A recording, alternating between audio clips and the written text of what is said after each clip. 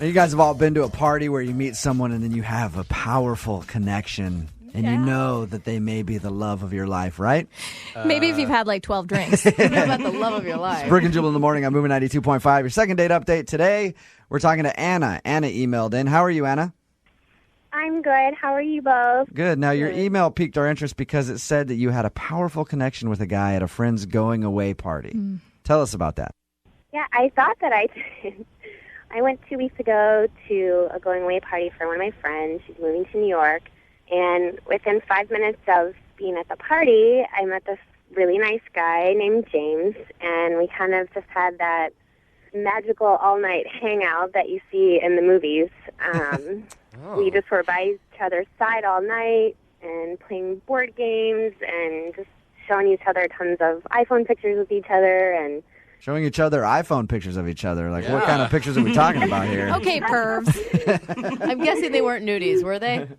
No. Okay. Just, like family and your, dog and all that stuff. And then we kind of took a bunch of funny pictures with each other. Had you met him before through these friends, or is this the first time you met him? He was someone that another friend invited, and his friend was busy talking to someone else. So we just kind of buddied up all night because I didn't know a lot of people at the party either. And we just got along so well and, shared a couple kisses. Oh, you did? That's what I was going to ask, how physical this got. And what happened after you guys kissed? We just were kind of laughing, and it was really sweet. It wasn't like, it was cute. Crazy animal makeout. Yeah. It was just kind of, I have a crush on you, really sweet kind of stuff. How long did you guys hang out for? We were at the party for probably 4 hours, Ooh. 3 or 4 hours. I mean, obviously we didn't go out and have a date out in public, but it kind of felt like a date. Sounds like you thought you would at least get a second date out of it or see him again, right? Yeah, I mean, this happens to lots of my girlfriends, and you think, like, oh, they must be exaggerating. But at the end of the night, we exchanged phone numbers, and he said, I'll call you, and I was just so excited for days. I just thought, this, I'm not going to say, oh, this is it, but it was definitely, I felt like it was something that would go. So how did it end at the end of the night? He just kissed you and said goodbye, and that was it? Yeah, pretty much. I mean, I was just kind of sad to see him go. I thought we would kind of leave the party and, go get ice cream or go, get a drink or something. I think that's cute. Ice cream at 2 a.m. I love it. Of course Lydia thinks it's cute. Have you tried to get a hold of him? I wanted to, but the old-fashioned kind of nature in me a little bit was just kind of leaving it open to him, and I haven't heard from him, and it really bummed me out. I think I get frustrated and angry at the way men handle, they shouldn't be loving and, hang out all night if they don't want to go on a second date. It's like, why would you waste time with that? So I thought maybe you guys should help me out. You sound fairly invested in this already. Are you going to be, totally devastated if this guy just doesn't like you? No, I don't think I will. I just need to know. Okay. It's like, I just want to know if I should forget it and let it go, and if it was just... Yeah, chalk it up to one great night. Mm-hmm. Yeah, I guess. Okay. I just need to know. All right, we're going to play a song, come right back, and then call him and get your second date update, all right? Awesome. Okay, just hang online for 3.5 minutes. Moving 92.5. Brooke and Jubal in the mornings. Second date update. Today's second dater, Anna, is on the phone with us. Anna emailed us and said that she met a guy at a friend's going away party. They had a beautiful 4-hour hangout. They even kissed a little bit and had a great time. And then he left and was never to be heard from again. Anna, are you ready to call him? I am. Are you sure? Yeah, no turning back now. Okay. If you had to prepare yourself for the worst response, what would that be? Ugh, and then he's married. I don't know.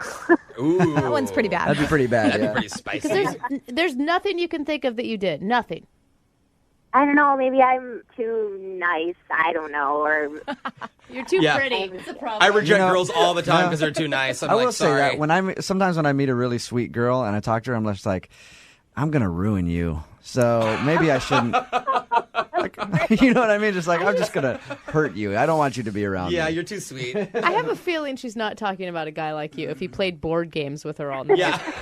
Yeah, I do not play board games. All right, we're gonna call him right now. Okay. okay.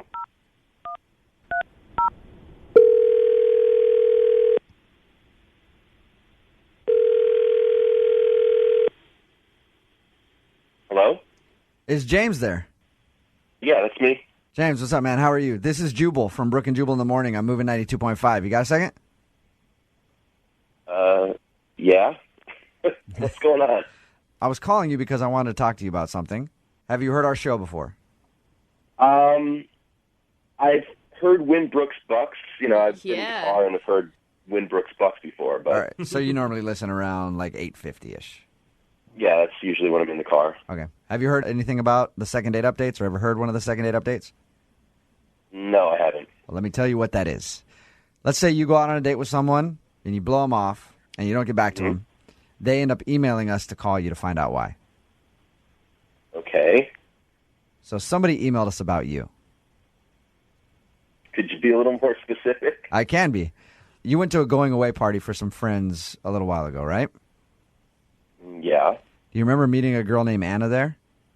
Anna, yeah, okay. I remember Anna.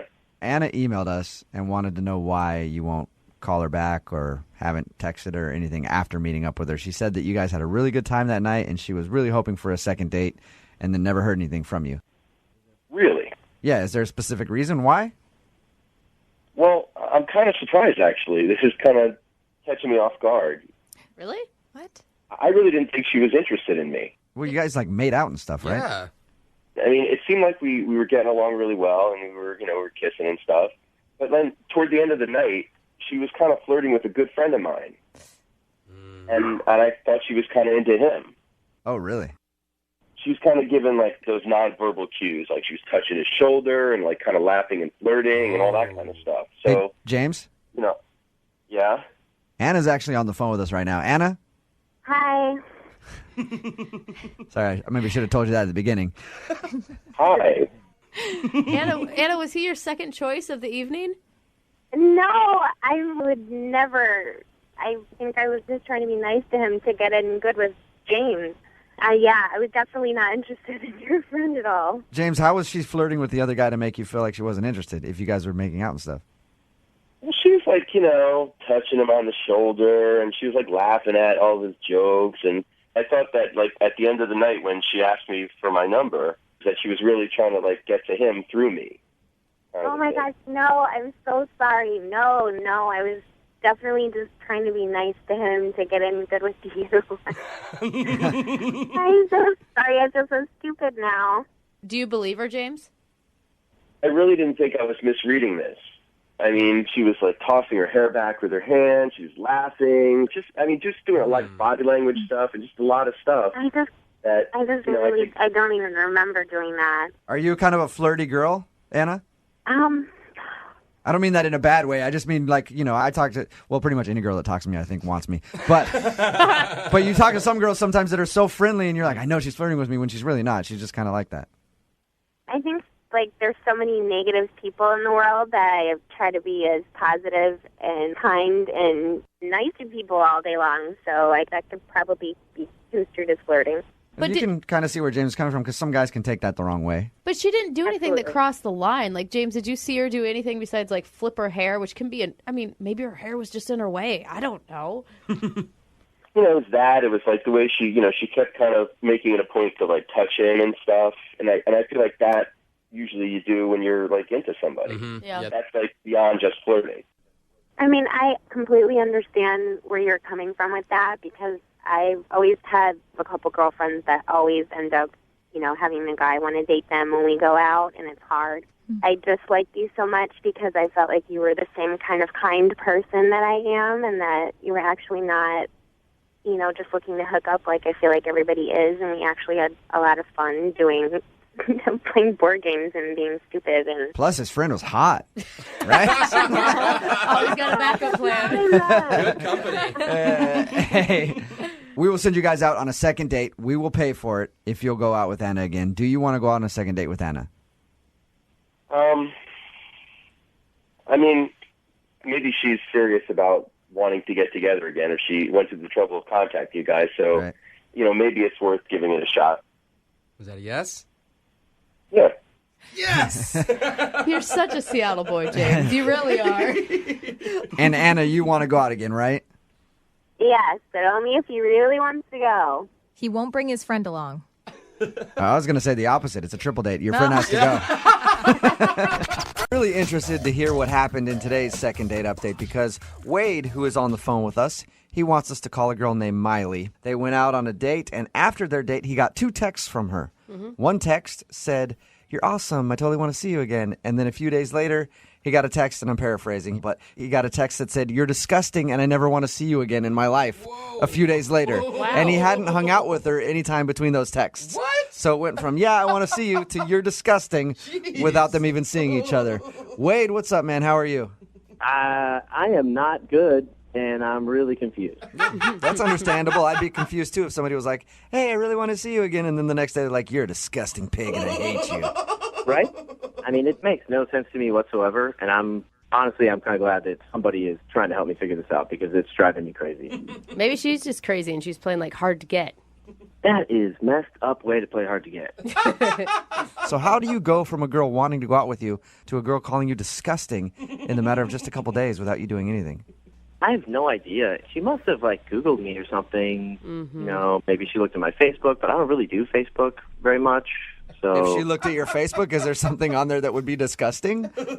No, there's nothing disgusting on there. You're not married or anything, right? Absolutely not. I am a single guy, single, ready to mingle. All right, well, maybe it's something that you did on the date. How did the date go? Was everything cool? Yeah, everything seemed to be going fine. She seemed really into me. The meal was fun. I mean, to be honest with you, we did have a little bit to drink. So, you know. Okay, but the date obviously went well if after your date she was texting you saying she wanted to see you again. Yeah, I mean, she did leave really late at night, but She left late at night? yeah, she left at 3 o'clock in the morning. I just Like figured from the restaurant? You guys... No. You know, we were definitely feeling each other, and so I was like, hey, why don't we go back to my place and hang out, watch a movie, have some cocoa. I don't remember what excuse I made. Have some cocoa? Does that usually kill it with the ladies for you? Sometimes. I don't know. So we grabbed an Uber and went back to my place, and we just kind of made out. And she left around, I don't know, sometime between 2 or 3. I wasn't awake. Okay. But wait a minute. Had you guys known each other at all before this date? No. We met through a dating app, and we talked for a while online through the app. But All right, so you have no clue why she's calling you disgusting all of a sudden and says she wants nothing to do with you. I have no idea. I mean, maybe she knows one of my ex-girlfriends who hates me, you know, and they talked about me. Or she saw a weird post, and maybe she messaged somebody randomly online to ask about me. I have no idea. Do you have that much? I mean, how many crazy ex-girlfriends are out there? Because you sound like it's a very high possibility. I mean, I'm not young, you know, so everybody has at least 1 or 2 crazy exes. That's why you broke up with me, right? I will so give you that. You think in your mind there's a possibility she ran into one of your crazy exes and they talked a bunch of trash about you and now she thinks you're disgusting. That's the only thing I can think of. I don't know what else it could be. And you're not leaving anything out like, oh, I sent her a junk pic, by the way. I mean, I don't think I did that. I should check the phone. You should know if you're sending those things out. Hold on. Let me check real quick. I don't think I did. Okay. That's good. Well, we'll play a song, come back, call her, and get your second date update, all right? Okay. And find out why she hates you. Hang on. Thanks, guys. Moving 92.5. Brooke and Jubal in the mornings. Second date update. All right, we're in the middle of a second date update, and if you missed the first part, Wade is on the phone with us, and Wade is a bold-faced liar. Ooh. Whoa. Ouch. Wade. What? What are you talking about? Oh, you don't know what I'm talking about. I don't No. think anyone So- does. Wade, when we talked to you a little while ago, you told us that the girl you went on a date with texted you after the date saying that you were disgusting and she never wanted to see you again, and you said, I have no idea why. That's right. Well, I Googled your name. I got your last name from our producer, and I Googled Wade, and guess what I found? There's a Wade in Ohio who has 3 kids and a wife, and you said you weren't hiding anything. What's up with that, Wade? That is obviously not me. You from Ohio? You're from Ohio? You got kids and a wife, and you're going out on dates here? Oh, Hang up on him, Jubal. yeah. There's a lot of Wade. That's obviously Nope. not me. I looked it up. Only one Wade in the entire world. Wow, Jubal, you should And be it's a that PI. guy. So disrespectful to come on this show and just lie to us like that, Wade. You guys are ridiculous. All right. Well, we're about to call Miley and see why, in fact, she isn't calling you back because I guess there may be another Wade Miller out there. Are you ready to give her a call? Yeah, I'm ready. Let's do this. All right, here we go.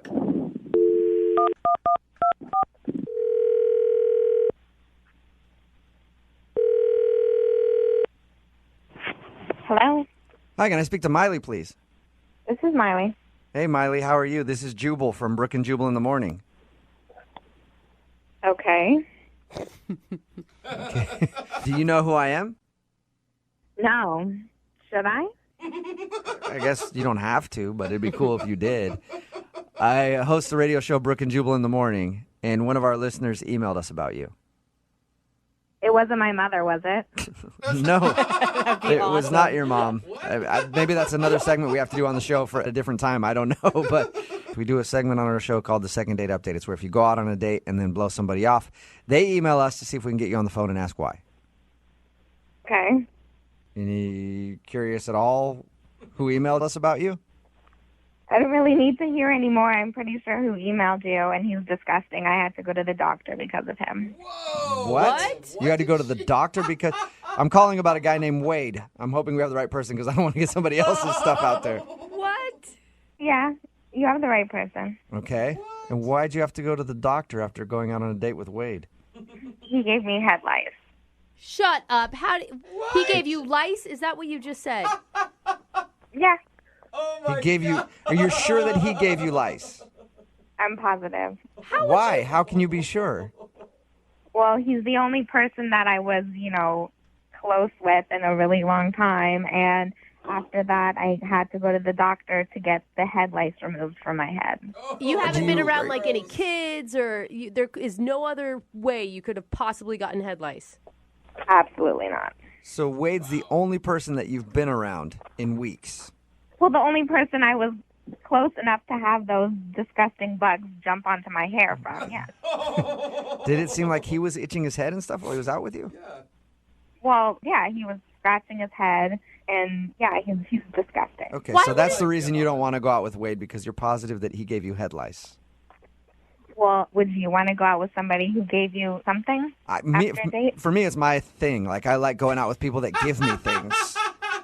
In all different shapes and sizes. But he's weird. But I'm into different stuff than most people, so I guess I can see where you're coming from. Well, thanks for being honest with us, Miley. I appreciate it. I hope the lice is gone now. Oh, yes, it's definitely gone. Oh, it's making me itchy just even talking about it. Seriously. Yeah. Miley, I should also let you know that Wade is actually on the other line listening, too. Are you serious? Mm-hmm. Wade, are you there? Hi, Miley. I don't think I have head lice. I don't think. Well, maybe you should go to the doctor and get it checked out, and then go through everything I had to go through to get them removed from your hair. Come on, I mean, this is ridiculous. I don't have head lice. Are you calling me a liar? No. I mean, I'm sure you had head lice. That came out wrong. I mean, I believe you, but I don't think maybe you didn't get it from me. All right, smartass, then where did I get them from? I had to go put on a special shampoo to have these disgusting bugs killed, then have a tiny little comb through all of my hair to get their carcasses removed from my hair. Gosh. So where do you think that I got these bugs from if it wasn't from you? I don't know where you got them. Have you stayed at a hotel? No. I don't think you can get it that way. I'm just saying, you can get lice from places, not just people. Like, these things, I'm sure they jump around and stuff, So you don't have lice at all, Wade?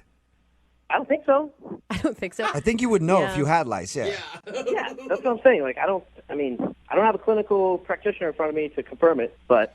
You do have lice, Wade. I saw you scratching your head the entire time we were together, and I didn't... That's ridiculous. Just because I scratched my head?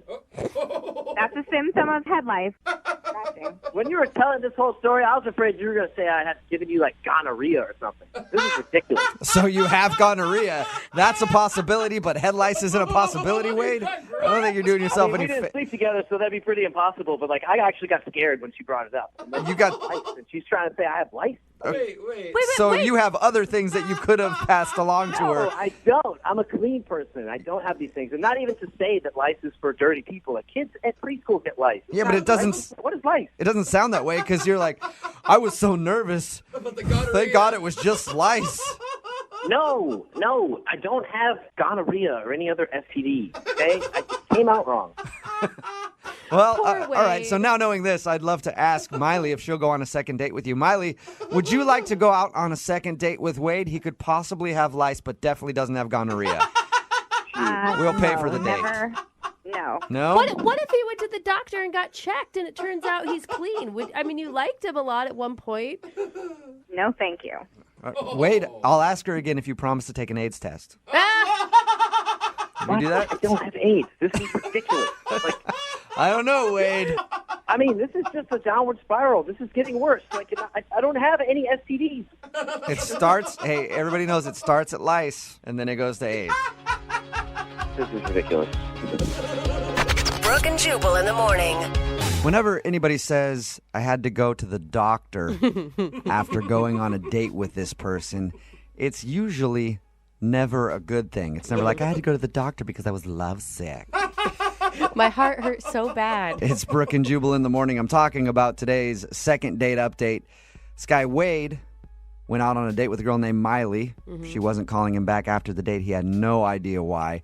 And then when we got her on the phone, it turns out that she's convinced that her date with Wade made her have head lice. She got lice from Wade. Text in at 78592 that said, Miley is basic and Wade sounds cool. Lice and everything.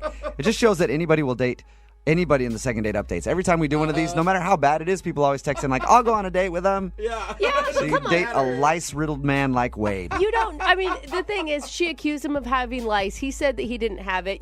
I just read an article where people were having lice because of taking selfies because they put their heads together. And it's like having a whole influx of lice infestation. Yeah. So who knows? She could have got it from anywhere. I'd go out with him too. She's like, you were scratching your head the whole time. I feel like he just scratched his head once, and she's like, oh my God, that was it. She got lice totally him. somewhere. Maybe not from him, yeah. And she's looking back on the date like, oh my God, that guy was scratching his head the whole time, even if he wasn't. Somebody else texted in at 78592. Could be worse. Could have been crabs. I will say, Very true. it was a little suspect when Wade was like, well, I thought she was going to say gonorrhea. Yeah, that was But the she weird thing. didn't. That was the weird thing. If you missed the second date update, we got the two of them on the phone, and she was saying, you gave me lice. He was like, no, I didn't give you lice. I don't have lice. I promise. But instead of just saying that, he goes, whoa, whew, man, when you said you had to go to the doctor, I thought it was going to be gonorrhea. And so specific, not just like an STD. Yeah, Yeah. exactly. And he just kept digging himself deeper and deeper. You're like, no, that's not what I meant. What I meant was there are other things you could get. And it sounded like he just had every STD on the planet. Even though And as soon as she was like, I had to go to the doctor, he's like listing off all the things that he could possibly have given her other than lice. He's like, dude, I have gonorrhea, not lice. Okay? Kidding. Seriously. Right. I'm got so much chlamydia. I'm all clammed up. I got clammed everywhere. But head lice? Absolutely not. I'm not disgusting. Another text in at 78592 says, that girl is an idiot. You can get lice from just about anywhere, which is true. Yeah. She could have been in a cab maybe and put her head on the back, the headrest. she shared a girlfriend's coat who had lice, or maybe a coworker who has kids that had lice, sat in her chair, who knows? I might have given him a chance and just been like, all right, well, go to the doctor and prove to me that you don't have lice, and maybe we'll go out again, because she said she liked him until that point. That's always a romantic first date story. Yeah, it is. We met, he gave me lice, I made him prove that he didn't have it, and we fell in love. That's what I knew. Yeah. I did get gonorrhea from him, however, but at least it wasn't the lice. Remember, if you want a second date update, all you have to do is email the show, Brooke and Jubal at moving925.com. We will call the person who didn't call you back. Johnny Knoxville here. Brooke and Jubal's second date update. I've been on a lot of first dates where during the entire date I have to remind myself what her name is. Oh my God, you're such a bad person. But the guy on the phone bad. for today's second date update went above and beyond what he needed to do to make sure that he knew his date, maybe even a little too well. Uh-oh. We'll find out why in just a second, but first let's talk to him. His name is Ian. Ian, how are you? I'm doing quite well, thank you. How are you? I'm not too bad. Thank you for doing the second date update today. So I read your email, and the amount of effort that you put in to this first date is very impressive to me. Oh, thank you. All right, before we get to what happened, let's talk about your date first. What's her name? Her name is Allie. Allie. And where did you meet Allie? We met at a local bar, just at a local bar. Okay, how? How did you meet her at a local bar? Oh, yeah. Sorry, I probably should have said that as well. I was putting songs into the jukebox at the bar, and I had a few credits left over, but there were no more songs that I wanted to hear. So I asked the nearby pretty girl if she had any song requests that I could play for her. And then we just kind of struck up a conversation from there. You actually played her song? Pretty cute. Oh, of course, yes.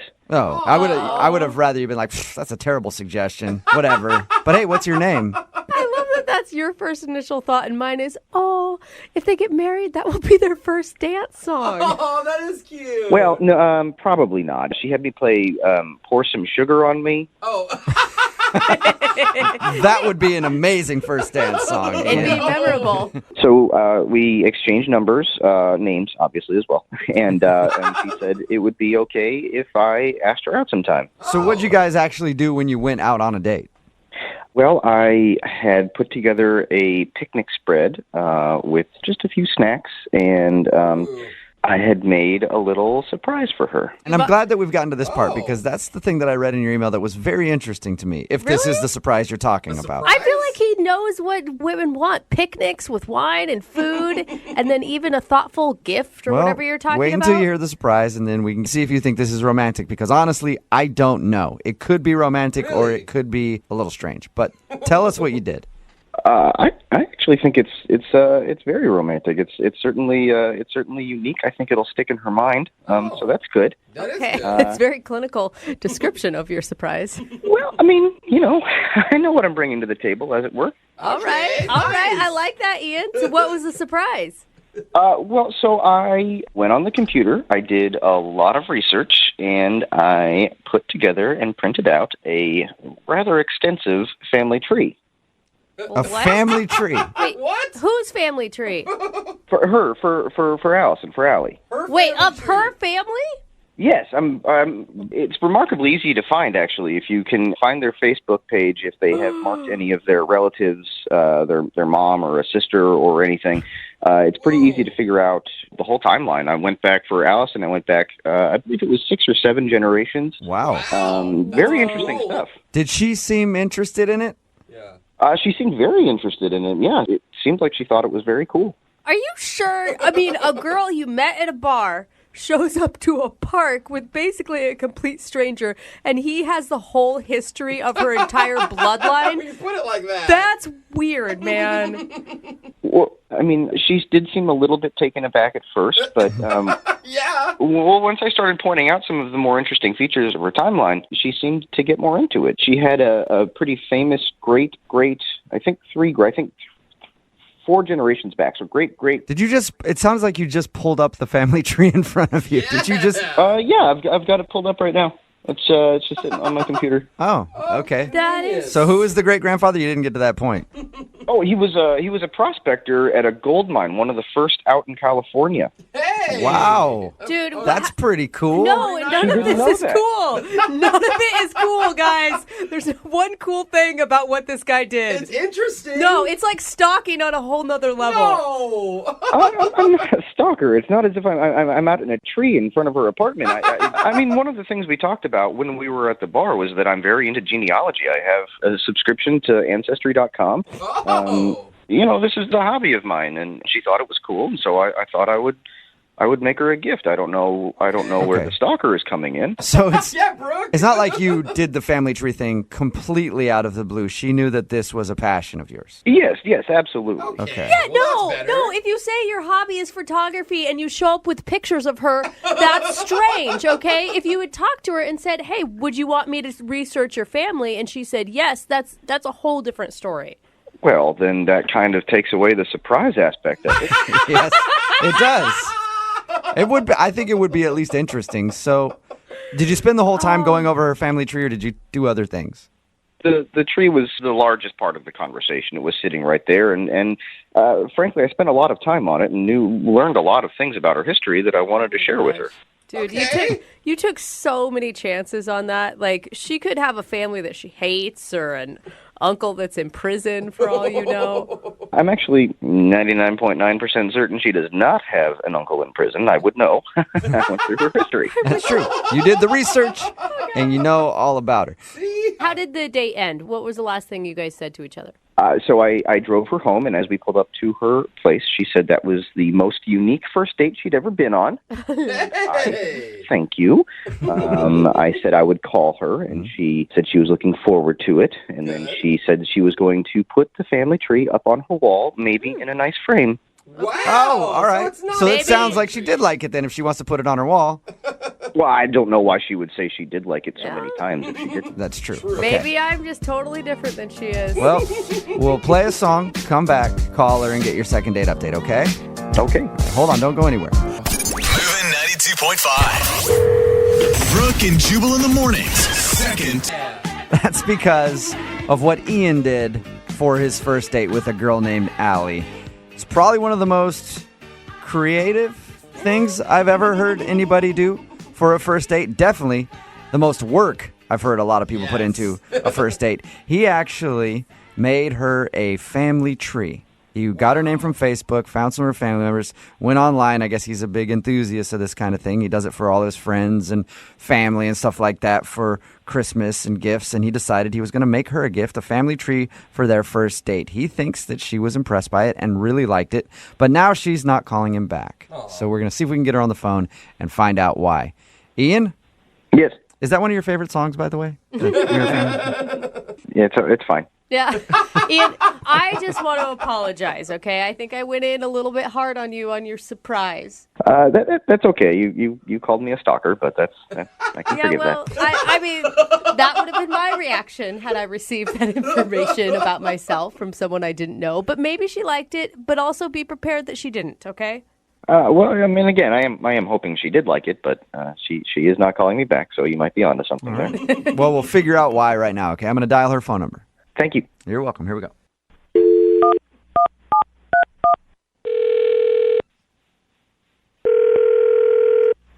Hello. Hi, I was looking for Allie. This is. Hey, Allie, how are you? My name is Jubal from Brooke and Jubal in the morning. Okay. Do you know what that is? I assume some sort of business. Well, it's not, I guess it is kind of a business. I don't know. It's actually a radio show. Okay. Well, so what is this about? This is about a guy that you know. He's a friend of the show, and he actually emailed us hoping that we could get you on the phone because you're not calling him back after your first date. Are you serious? Yeah. His name is Ian. So Ian emailed us saying that he thought he had a wonderful first date with you. But ever since then, he's tried to get a hold of you, and you're not responding to his text messages or phone calls. So he thought maybe we could get you on the phone and find out if something went wrong on your date. That's really weird. I know. It's a segment we do on our show all the time. So he emailed us, and now I'm asking you the question. Did you like your date with Ian? It was interesting. I feel like that's a good adjective to use. What did you want me to tell you? I mean, Well, how about this? I'll tell you what he told us. Okay. Okay. He said that he met you at a bar and then went out for a picnic. And at your picnic, he presented you with a huge family history thing that he had made from some website or something. Yes, that's correct. Yes. Okay. Did that freak you out? That would have freaked me out. Well, it took me by surprise for sure. Yeah. I had never met anybody who has gone to such great lengths to impress me, maybe. Yeah. Well, he said that you guys had talked about it and you knew that he was into this kind of thing. Oh, I did. I just wasn't expecting, I guess, on the first date for him to whip out my full entire family tree. Yeah. And not even just my grandparents, like my great grandparents, and then beyond. You know what I'm saying? Yeah. Like to bring up genealogy as a hobby and then to troll your Facebook page to find out who your great grandfather is a big leap. It's a lot of work. Was it at least impressive to you? I mean, he did a lot of research. Obviously, he liked you. Yes, that part is very impressive because I'm sure that took a lot of time. But then that's also creepy because now he has a lot of my family's information. Yeah, it's a weird line because, he told us about it, and I went back and forth. I was like, is it creepy or is it a nice thing from a guy who's just really into finding out people's family histories? Yeah, I kind of agree with you, but I went back and forth. Is this impressive or is this weird? But then it just got, straight up weird. It got stranger after your surprise? Whoa. Oh, yeah. So after our picnic where he presented me with the family tree, we start walking down this hill, and then he's like, ta-da, surprise. I'm like, what is this surprise? And he's like, this is the oldest cemetery in the state. I'm like, cool, awesome. Then he said, look over there. Over there is where your great-grandparents are buried. What? Okay. What? He took you to the burial site of your family? Oh, that's not even, there's one more layer of weird to this. Then he whips out cheesecake, like, let's finish our picnic at my great-grandparents' grave. Oh, okay. I mean, he knows nothing about your feelings on death or if you knew these people, or right? No, and he basically was like, let's spend time with your great-grandparents. So did you stand there and eat cheesecake in front of your great-grandparents' grave? I woofed that cheesecake down and got the hell out of there. That is the best visual I've ever heard of in my whole life. Oh my! Did you guys talk during it, or? Oh no, I was eating so fast. What was his reasoning for wanting you to be at his... Because he wanted me to know about my history and spend time with them. Did you learn anything new from eating cheesecake at your great-grandparents' grave? He told me a couple facts about them, but in my mind, I'm like, just finish the cake. Just eat this cheesecake and let's go. I'm sorry. I just have a quick thing to say here. Oh, all right. I was hoping you would wait. Yeah. What is going on? Allie, that's Ian. He's actually on the other line listening and wants to talk to you. What are you talking about?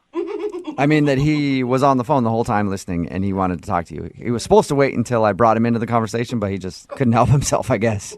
I'm sorry that I jumped in. I couldn't help myself. I feel like Allie's missing something that's kind of just inherently cool about the fact that she has distant relatives, not even distant relatives, direct line relatives that live right in town. I myself, I had to go to Scotland to have this same experience of being able to see the gravestones of my great-great-grandparents. That's history. Ian, that's your own personal history. Ian, Yes? Ian, Yes? can I just cut you off for a second?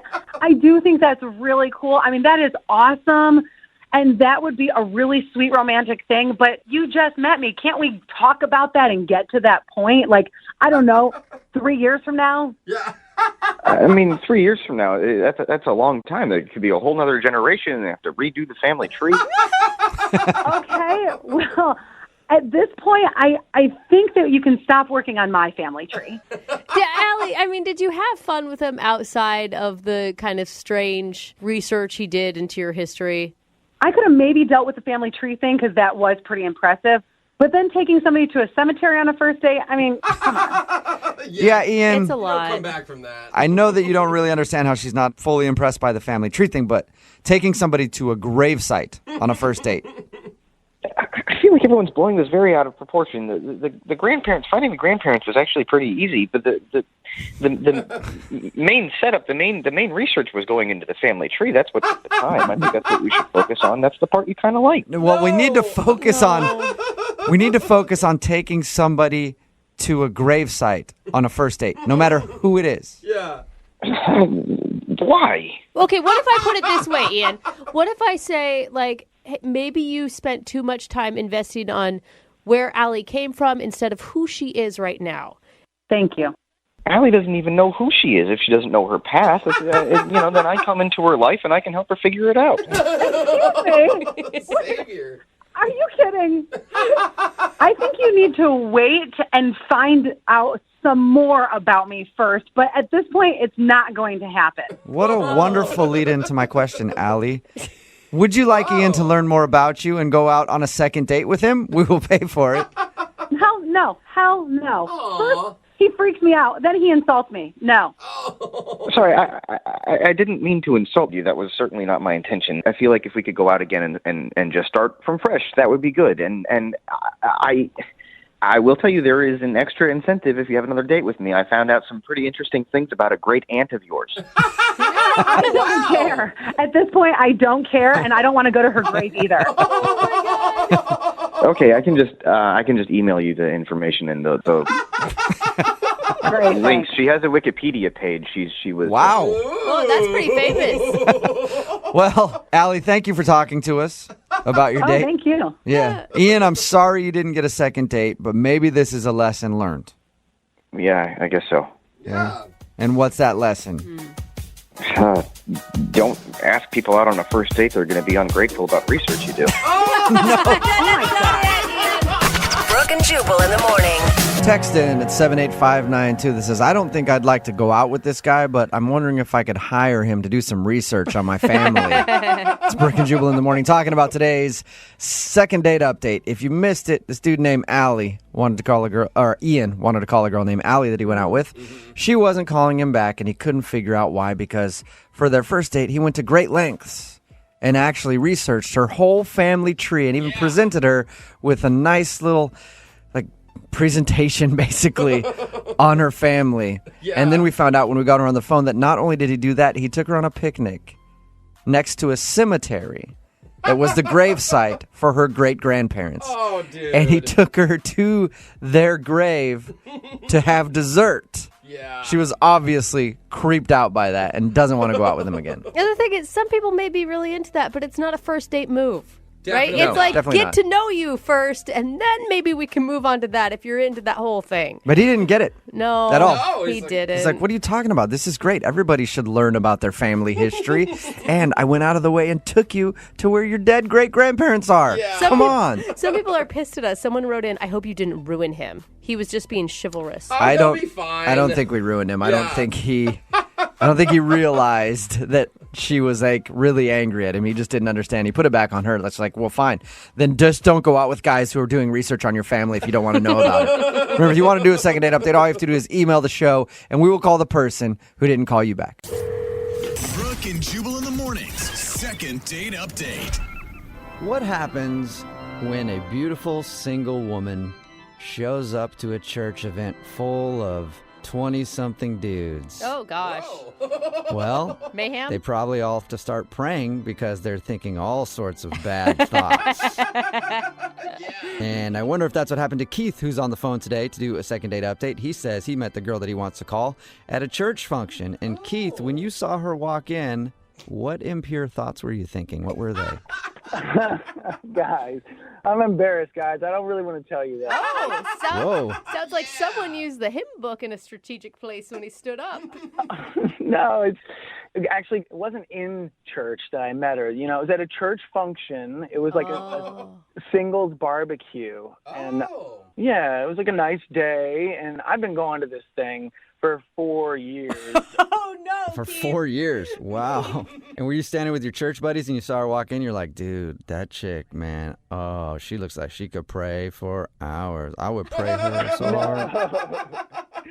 No. We were standing there, and, you know, I was with my boys, and they saw her first, and they started talking and almost catcalling her. And I was like, guys. At a church event? Listen, like, you have no idea. There's a lot of pent-up something going on with these guys at a church event. When a pretty girl walks into one of these barbecues, I mean, you know, you can go a year or more without seeing anything. And then finally, like, a pretty girl walks in, and like everybody gets like, woof. They start. All right, so these church singles barbecues are a lot like a construction site or prison. It sounds like. I mean, yeah. It's unfortunately, embarrassingly, yes. I haven't seen a pretty woman in ages. Yeah. So, Keith, were you able to restrain yourself and actually be a gentleman when you talked to her? Yes, I was. The guys around me swarmed her. Like, can I get you a plate of food? Do you want to go for a walk? And I was like, okay, well, I guess I'm going to hold off. I'm going to play it cool because sometimes, if you play it cool, then maybe they'll get interested in you. Like, why isn't he talking to me? Well, obviously you're the expert, seeing that you've gone to the singles event for 4 years. Your game is not working very well, Keith, is what I'm trying to say. You might be right. You might be right. All right. So how'd you guys actually start talking then? Well, into the evening, they start to do games. They'll do like these little sort of fair games, and amazingly, out of the luck of, well, maybe it's God's plan, I don't know, she was paired up with me. Oh. Ooh, nice. Yeah. Divine power at its best. That's right. Let's hope. But so she and I ended up playing this egg toss game where you stand close to each other, like 5 feet away, and you throw an egg and catch it. And you keep going a little further and a little further, and eventually you get like 20, 15, we were probably 15 feet away from each other, and she throws the egg, but she threw it too hard. When it hit me in the mouth, oh, gross. I did fall down on the ground. Whoa. And I started coughing and trying. It was hard to breathe for a minute. And this sounds dramatic. I got to tell you, it's embarrassing. But what was nice about it, I'm going to tell you, she ran right over to me. And she was standing over me, and she was very apologetic and very sweet. And she said to me, what can I do to make this better? And this is where I got brave. Oh, nice. I said, what if you go out to dinner with me on Friday night? Whoa. All right, way to seize the opportunity. Yeah. What'd she say? Did she think that was cute? Well, she laughed, and she said yes. Oh. All right. Awesome. Okay. So did you guys actually make it to dinner, or were you so injured from the egg thing you never actually went out? No, I recovered quickly, and we made it out to dinner. We went to Olive Garden. Ooh, I love Olive Garden. What was the Olive Garden like for you two lovebirds? Olive Garden was a different world. And not in a good way. No, he's laughing back there, but it wasn't a good thing. It was like, we had been set up at the barbecue, and it was like we had all these games to play, things to say to each other, and then we get to Olive Garden, and it's like it just got so real. Like I didn't know what to say to her.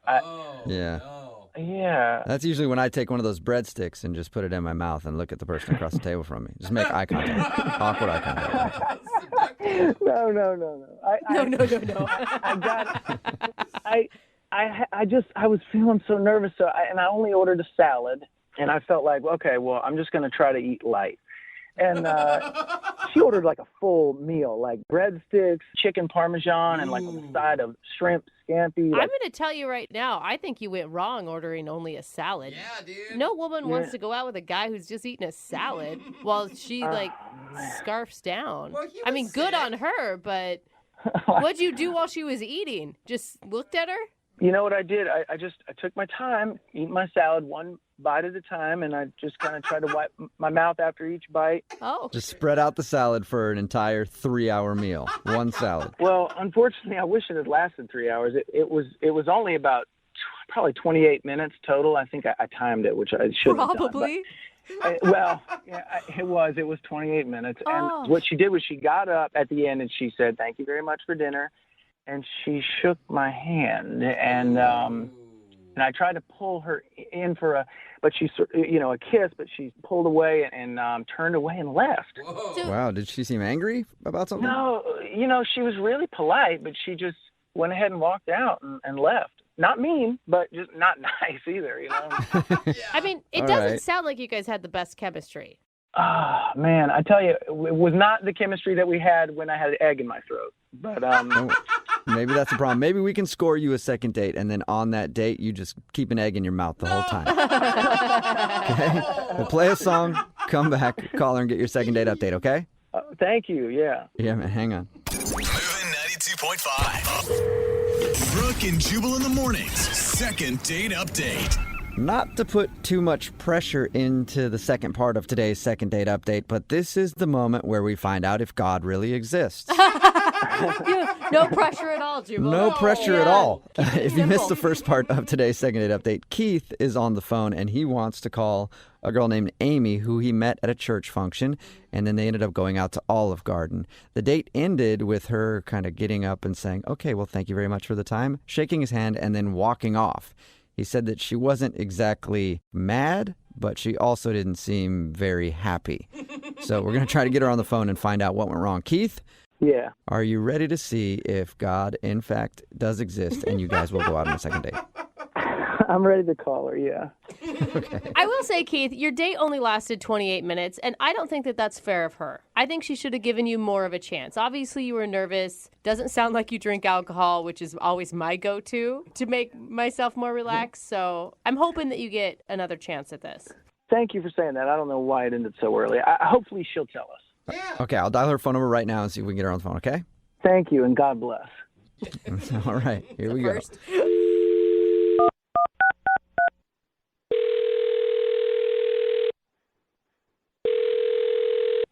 Hello? Hi, can I speak to Amy, please? This is Amy. Amy, how are you? This is Jubal from Brooke and Jubal in the Morning. Who is it? Jubal from Brooke and Jubal in the Morning? I don't know who that is. Well, Jubal would be me, and Brooke and Jubal in the Morning is a radio show, and Brooke would be the Brooke part of that whole thing, Hey, Amy. and Jose would be that dude you hear right there. So Hi. What is going on here? it's a radio show, and one of our listeners emailed us to see if we could get a hold of you. Who? Well, his name is Keith. Keith. Yeah, Keith. Keith from the church thing? Yes, Keith from the church thing, the guy that you met at like a singles barbecue, and then you went with him to the OG. The OG. The OG. The Olive Garden. Olive Garden. Oh. I mean, yeah. if you're not hip enough with the OG slang. Yeah. I'm just confused as to why you guys are calling. Well, we do a segment on our show. It's called the Second Date Update. So Keith is wondering why you kind of left your date early and then haven't been responding to his text messages or calls. Is this for real? Yeah. Yeah, it's 100% for real. It's very Keith really real. liked you. He said he had a good time. He said a lot of nice things about you, but he's confused why you don't want to see him again. I'm confused as to why he would even call me back. But, What? Really? yeah. He said, like, that you were awesome and gorgeous and you guys had fun at the barbecue. Well, I felt really bad because we played some, like, games. One of them was an egg toss, and I threw it kind of hard. Maybe I wanted to get out of there. I don't know, but it kind of went in his mouth, and it got stuck there. And then Yeah, he told us about the whole egg fiasco. But then he says after that he asked you out. You said yes, and he thought you were having a good time at the Olive Garden until you took off. Well, we were having a decent time. I mean, he was a nice enough guy. He was. It's just that, I ordered a bunch of stuff, and he told me order whatever I want, but he only ordered a salad. And so I said, well, how come you're not eating more? And he said that he couldn't really afford it, but he'll pay it back, and he was borrowing against the collection plate. Wait, what? Borrowing church money? Wait, you can't borrow money from the... So wait, he So steals... he grabs it out of the collection plate. Listen, I don't know how he does it. All I know is he said he pays it back. So I just was out of there. I had to go. Yeah, you're That's like crazy. guilty by association if you're eating a big meal at the Olive Garden on the church's tab. Yeah. Right. Not even on That's the church's tab, like on people who's donating their money to the church's tab. I felt so guilty. I just had to get up and shake his hand and go, I thank you, but no thank you, Oh, Yeah, I had no idea man. that you could use that as a loan, too. I got to start going to church You again. can't, Jubal. No. I mean, what's crazy to me is that he told you this without thinking anything was wrong about it, is what it sounds like. That's the whole thing is he didn't think there was anything wrong with it. And that his whole thing was that he was going to pay it back. So that makes it okay. Like, I don't think so. Wow. All right, so... Excuse me, guys, can I just say, hey, it's me, it's Keith. Can I say something? Yeah, you can, Keith. You were supposed to wait, but I'll just tell Amy right now. Amy, Keith is on the other line listening and wants to talk to you. what is going on? Keith really wants to talk to you, so he was waiting until his moment, and I guess he found his moment. There it is. Amy, listen, you're getting it all wrong. Look, I just borrow money from the collection plate, and then I pay it back on Sundays. That's it. That's not okay, though. Like, I don't understand that. No, Amy, it is okay. Like, I do it all the time. I do it, like, literally every weekend, and there's never a problem. Oh, my God. Guys, I don't know why everyone is freaking out about this. I pay it back. It's not like I'm stealing from God. I pay the money back. Lord. Lord. No. Yes. How do you even do it? Are you just, when it comes to you, you're just taking the money and... No, I mean, I work behind the scenes, and I take the collection plates back, and I, look, every time I replace the money, every Sunday that I took from the week before, I replace the money. Okay, so I guess it's not really stealing if you're giving them the same amount back, or is it still stealing? I don't understand. They're out money for a whole week. Okay, look, you're making me sound like a bad person here, and I'm not a bad person. I mean, I go to church. Okay. I don't think that's You're the right. qualifier. Amy, Father doesn't know, but I think he has an idea, and he's okay with it. Oh, you think he has an idea? Maybe. He didn't tell you it's okay. It's stealing. It's not borrowing. Amy, you are judging me right now, and I'm praying hard for you. But you are judging me. Don't pray for me. Pray for yourself. You're a criminal. On that note, I'm praying for both of you to go out again on another date. No! Amy, would you like to go out with Keith one more time? I guess the Lord will pay for it. But if not, then we'll pay for it. Well, they have to, because otherwise he's going to have to go on the collection plate and take it again. I can just pay it back. No, Keith, you have to stop this practice, like, right now, okay? It is not okay. There's nothing about it that it's okay. Amy, do you want to go out again? Not really, Keith. This whole thing has just left a bad taste in my mouth. No, I'm good. Well, that's disappointing, and if I do see you at church days or another church function, I don't know what I'm going to do. I don't know if I'll come up and talk to you. I don't know. Maybe I won't. Whoa. Keith. You're a wild card, Keith. That is some strong action. You are an outlaw. No, I'm not. I'm not an outlaw. I'm a man of God, and I'm also human, and I deal with emotions like everybody else. All right, well, I'm sorry you didn't get a second date, Keith. Thanks for trying, Jubal. Yep. Yeah. And Amy, thank you very much for being honest with us. I appreciate that. Well, yeah, I'm just glad it came out, because it's wrong. The whole thing's wrong. It is wrong. Keith, it is wrong to do that. Also, can I go to church with you? Brooke and Jubal in the morning. Got a text in at 78592 that says, I didn't know you could do that at church. I might start going now. No. It's Brooke and Jubal in the morning talking about today's second date update. If you missed it, this dude Keith met this girl named Amy at church, and then they went out on a date and she wasn't calling back. When we got her on the phone to find out why, during the date, he told her how he was paying for everything because on Sundays he'll take money from the collection plate, and then he'll always replace it with the same amount the next Sunday. So he doesn't consider it stealing, but it still rubbed her the wrong way that he's taking money from the church, basically. Yeah, and the church doesn't even know about it. It's like borrowing your buddy's car without telling them and then not returning it for a week. Yeah. That's still Grand Theft Auto, basically. And I like how he's like, well, I pay it back every week, but... Dude, you never, add to it. They're always minus, and then you make them even, and then you take it again. You're never really contributing. You're taking. No, they're always down the same amount, whatever he's taking. And he's using the money to date, which is also just feels wrong. Right? Like, if he was using the money to go, buy some needy children's school supplies, maybe. Nope, he's using it to take girls out to the Olive Garden. Yeah. And unfortunately, he's not getting another date because she didn't want to go out with him again after she heard that he steals from the church. I don't know why. It's weird. Judgy, you think? You think she's being a little judgy? Yeah, I do. Remember, if you want to do a second date update, all you have to do is email the show, and we will call the person who didn't call you back. Brooke and Jubal's second date update. Remember, if you want a second date update, all you have to do is email us, brookeandjubal@moving925.com. The second date update today is from a girl named Jenna who emailed us about a guy named Zach. Apparently, he just approached her in the mall and asked if she wanted to go for coffee. He was aggressive and not passive? I know. That's the biggest complaint I hear from Brooke, Lydia. Every girl I talk to, they're always like, guys out here, they're not aggressive enough. They don't just ask. And this guy actually did. Right, Jenna? Yep, I was doing some shopping, and then this guy just approached me, and I honestly had never experienced that before, but it was fun. That's what I was going to ask you. Is this like a normal thing for you? Like, dude just constantly coming up to you, asking you out? Definitely not at the mall, maybe at a bar, but... So what was your first impression of him? I mean, why did you say yes to coffee?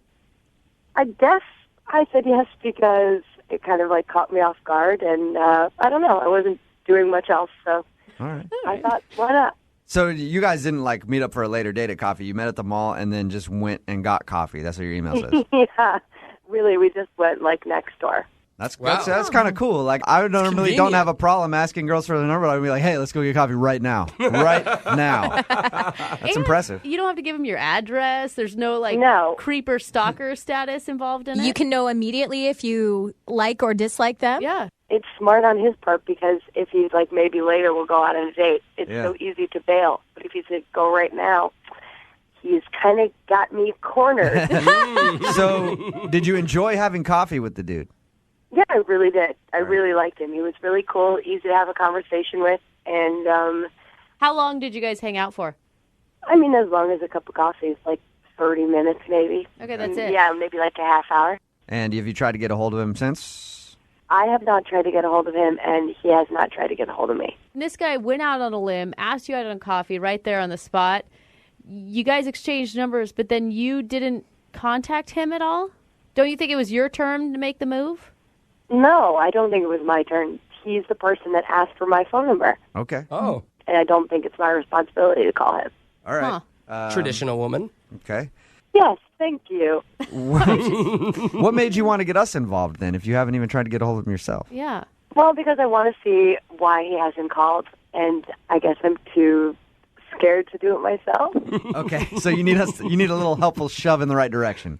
Yes. All right. And I honestly am curious why, because I had a good time, and I don't get why he wouldn't call me. You know, this is going to be less like a shove, more like a kick over a cliff, right? Yeah. Okay, right. just making sure we're clear on that. We're going to play one song, and then we're going to get him on the phone, okay? Okay, sounds good. Moving 92.5. Brooke and Jubal in the mornings. Second date update. All right, Jenna, you've had a few minutes to think about it. You still want to call Zach? Yeah, I think I do. All right. If you missed it, Jenna's on the phone. She emailed us about a guy named Zach. They didn't exactly go out on a date. He approached her at the mall and said, hey, I want to take you to coffee. Let's go get coffee right now. They went that second. He said he wanted to go out again. She hasn't heard from him. And they only hung out for like a half hour. I don't know how much damage could happen in that time. I mean, Jenna, did you get the sense that he just maybe wasn't attracted to you? Well, I thought that, but then if he wasn't attracted to me, why approach me and ask me to go to coffee? Yeah, that's true. Yeah. Maybe it's the thrill of the hunt. Yeah, but he didn't really get a kill, if you know what I mean. Like, they just had coffee. And a hug. Yeah. Zachary, the hugging bandit out there, he takes women to coffee and then hugs them and leaves. At your local mall. I hope He that's hugs it. her. I got what I wanted. Just runs away. Yeah, it's not my problem if she's hugging every man she sees. All right, Jenna, I'm going to call him right now. This could be interesting or it could be very anticlimactic.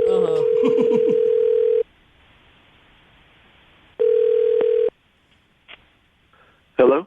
Yeah, I was looking for Zachary. This is Zach. Hey, what's up, man? This is Jubal from Brooke and Jubal in the morning. I'm moving 92.5. How are you? Who is this? Jubal from the radio station Moving 92.5. We have a morning show here. We're calling you about someone that you know who is a mutual friend of ours. Okay. Zach, I'm going to give you props right now for walking up to a girl in the mall and just like going, hey, let's get coffee, and then taking her to coffee. That's a very manly move. The girls in the room are very impressed with you. Do you know? He's so confused right now. Do you know what instance we're talking about? I'm sorry. I guess. Okay. I mean, I know who you're talking about. Okay. So you know her, or she works there, or what? It's a girl named Jenna. She actually emailed us about you. She's confused because you went up to her in the mall, asked her for coffee. You guys had what she said was a good time. She wants to know what she did wrong. What? Yeah. Hey, come on, you cannot be that shy of a dude. You approach women in the mall. I'm not shy. It's just weird, and that's like... It's a lot to take in Yeah. out of nowhere. I'm letting you process it all. So what's the reason that you haven't called her? Well, yeah, I mean, okay, so we were shopping, and she had this bag that had, like, these, like, little stuffed animals. All right. Like Bert and Ernie from, like, Sesame Street and Cookie Monster. Okay. So, this is so weird. As we're talking, she like gets these like little guys out.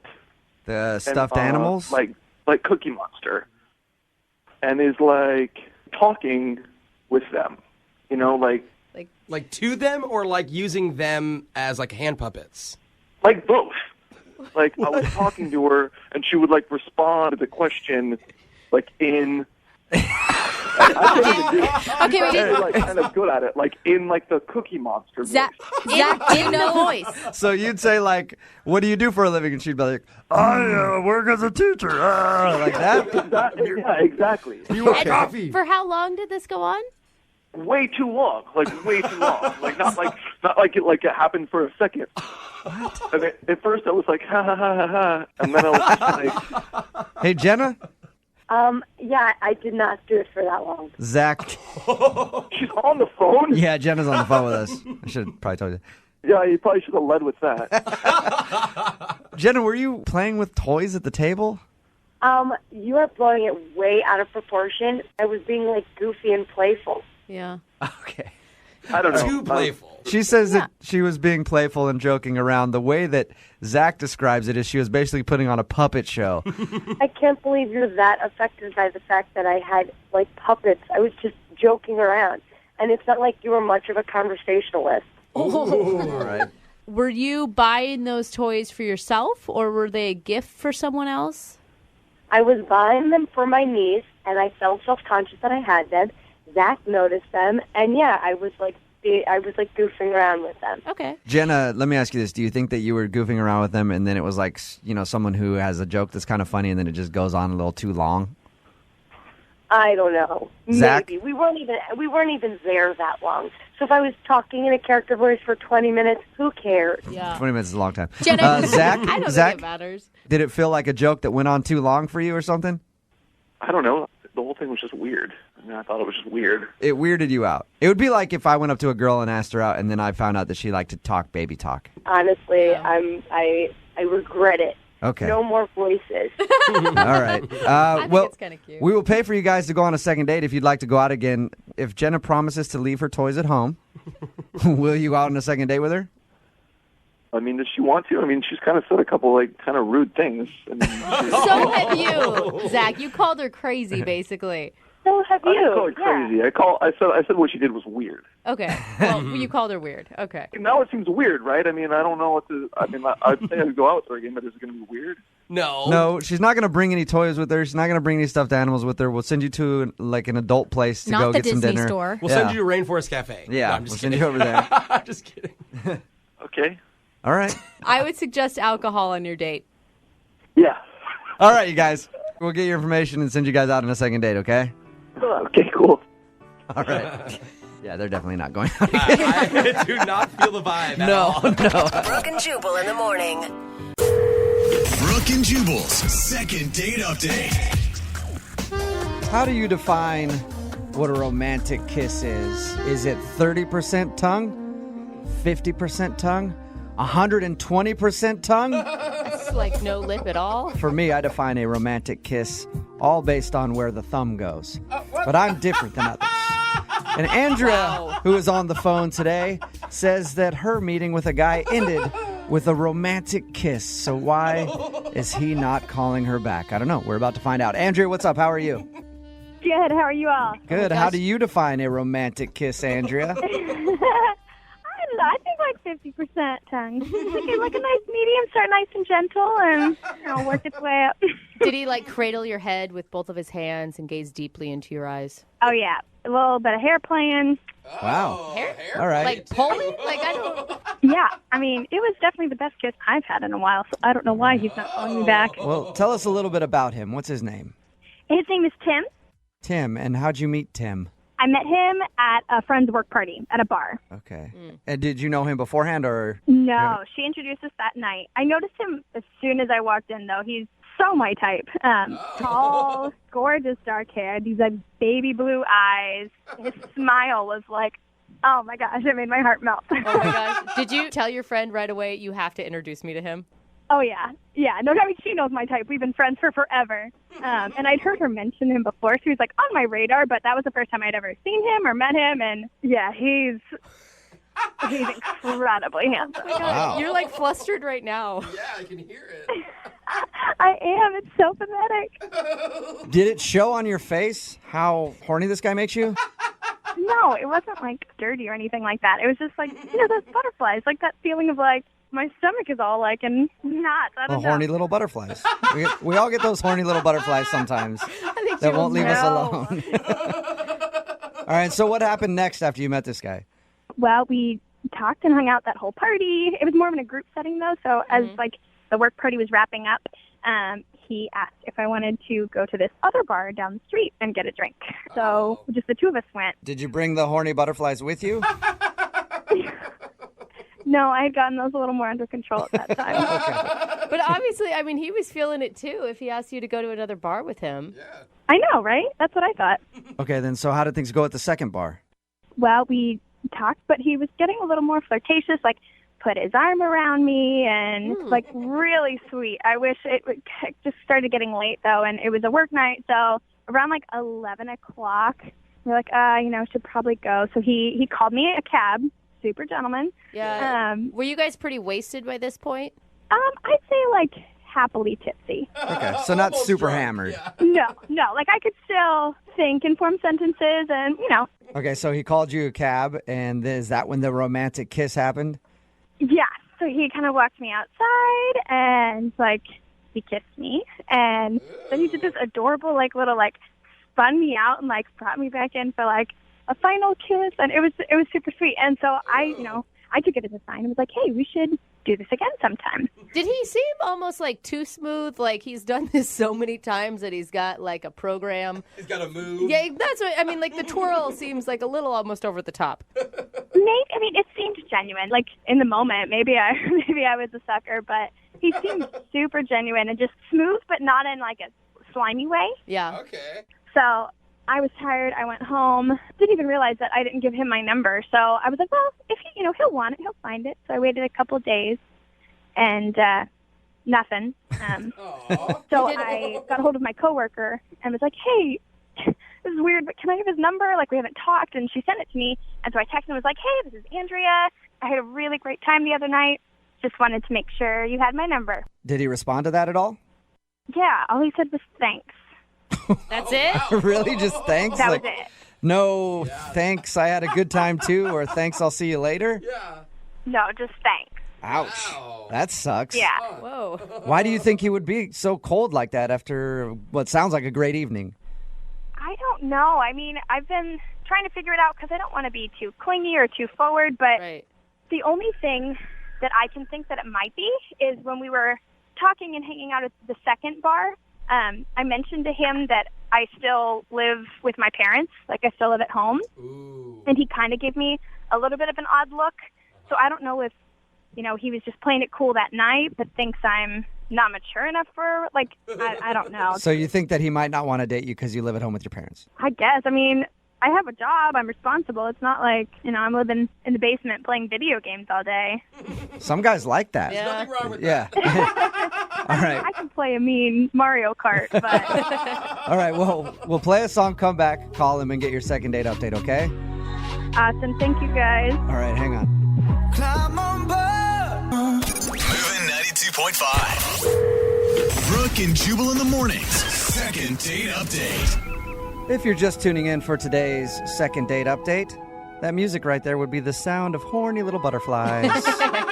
You know, the ones that get in your stomach as soon as you see somebody that you find attractive. Well, Andrea is on the phone, and she has a bad case of the horny butterflies. Oh, no. Because she met a guy named Tim at her friend's work party.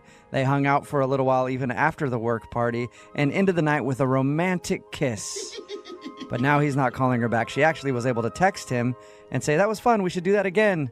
And he just said, thanks.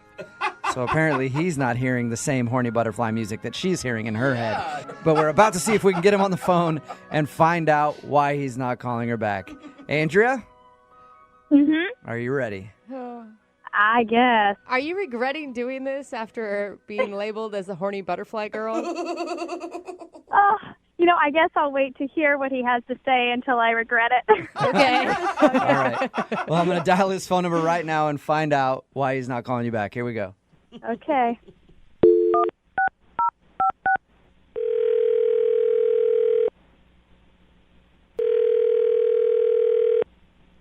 Hello? Hi, is Tim there? Yeah, this is Tim. Who's this? Tim, how are you? My name is Jubal, and I host the radio show Brooke and Jubal in the Morning. What? Cool. Sorry. Sorry. How'd you get this number? Glad we got that out of the way. I got your phone number from somebody who listens to our show. They wanted me to call you. You're a radio station calling me? Yes, I am the entire station. Music and everything. Mm-hmm.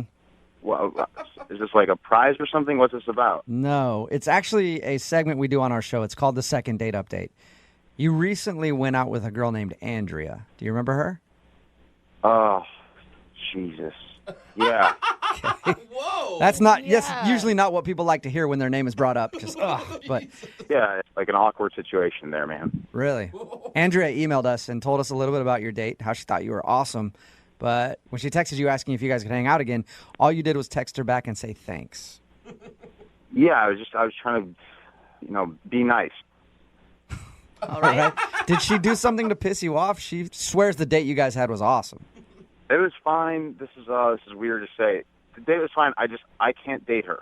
Why, you sounded, the way she described it, you sounded like you were really into her. Yeah, everything was going fine. I like her. I think she's cute. So what's the big issue then? Her dad. I hate her dad. What? Whoa. How do you know her dad? What? It's like it's complicated. But the guy's a slime ball. Her dad's a slime ball? Did you meet him? No, not while we were out. I met him like a long time ago, and I don't even really want to explain it to her, to be honest. Did you know who her dad was when you took her to the second bar and No. you guys kissed? And No, it was only afterwards. I looked her up on like Facebook and saw what her last name was and who she's related to, and I guess I'll tell you, her dad owns this like car dealership, and a couple of years ago I bought a car from him, a used car, and the guy totally screwed me over. It was like the worst I've ever been taken advantage of in my life. Oh, How random is that? Oh, small Yeah. world. I know, man. I know. I was not expecting it.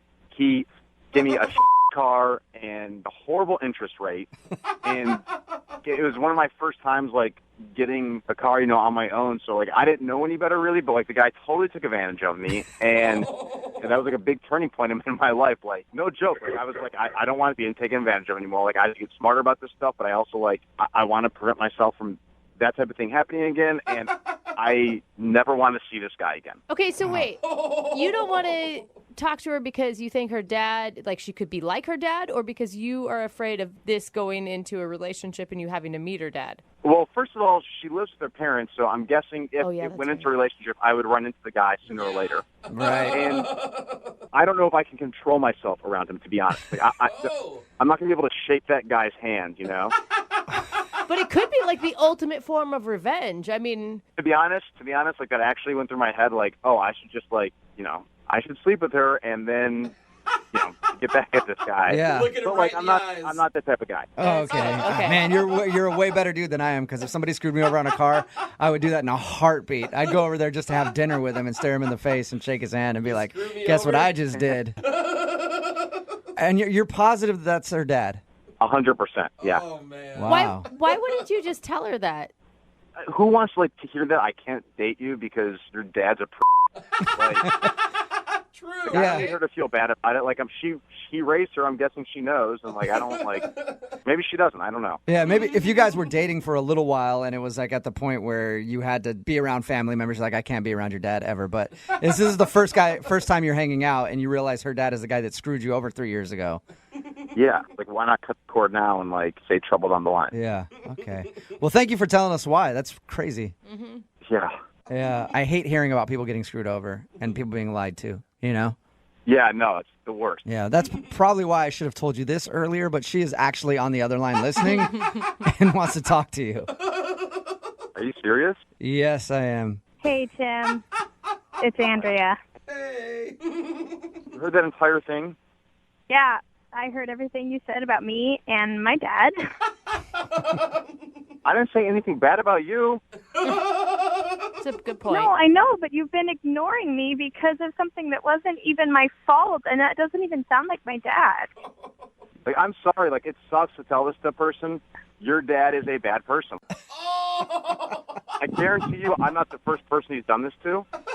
Excuse me, my dad is not a bad person. I'm sorry for whatever experience you feel like you had, but my dad is a good guy, and that does not sound like him. I'm sorry for whatever happened, guy when he's taking money out of my pocket and then giving it to you for your birthday. Like, I'm sure like that makes it easier to be on that side of things, but on my side of things, he's a bad guy. Look, I'm sure it was just a misunderstanding. My dad is not a bad guy. I can't believe that you haven't let this go. How long? It was just a couple years ago. It wasn't like when I was 10 years old. But Tim, I mean, can't you give the guy a benefit of the doubt? Like, do you have proof that he tried to screw you over? Maybe, like, he didn't know there was something wrong with the car you bought. Oh, come on. This is his business. Tim, if you signed a contract on the car, that's equally on you. It's your fault for not having checked things more clearly. Oh, my. Well, the apple certainly hasn't fallen far from the tree. That's literally what they said when I called and complained. I am so offended right now. I don't even know what to do. I think you guys should go out again. Honestly, like, Andrea, I thought you were really cool. I cannot get past the fact that your dad screwed me over so bad. You know, I don't really like how you've treated me during this situation, but I'd be willing to get you together with my dad and see if he can get you a deal and make up for whatever wrong you feel like he did you. So, Andrea, you're kind of up for a second date if you take Tim to the car dealership and get him a better deal on a car? Well, I mean, he clearly feels like my dad took advantage of him, and no one should feel that way. And I think my dad would agree. And I bet if he came down to the dealership, that my dad could get him into something newer and nicer. And yeah, a cardboard box would be newer and nicer than what he sold me. Oh, my God. I like how the second date update has turned into a car sale. I know. Tim, would you like to accompany Andrea to her dad's dealership one more time? See if you can get a... No. No? You're crazy. You're missing out. She's a good salesman. Yeah, she's lucky I don't report her father to the Better Business Bureau. you know what, Tim? I don't want to talk to you anymore. You blew your chance with me, and you blew your chance on a great new car.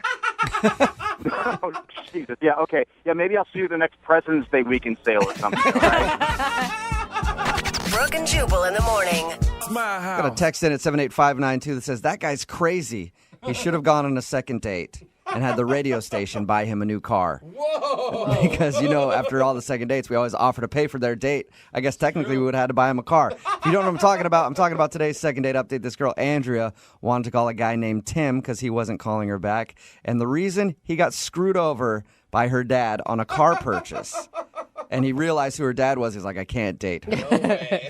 You know what he could have done? What's that? He could have called my friends at advocateslaw.com and sued that guy for selling him a bad car.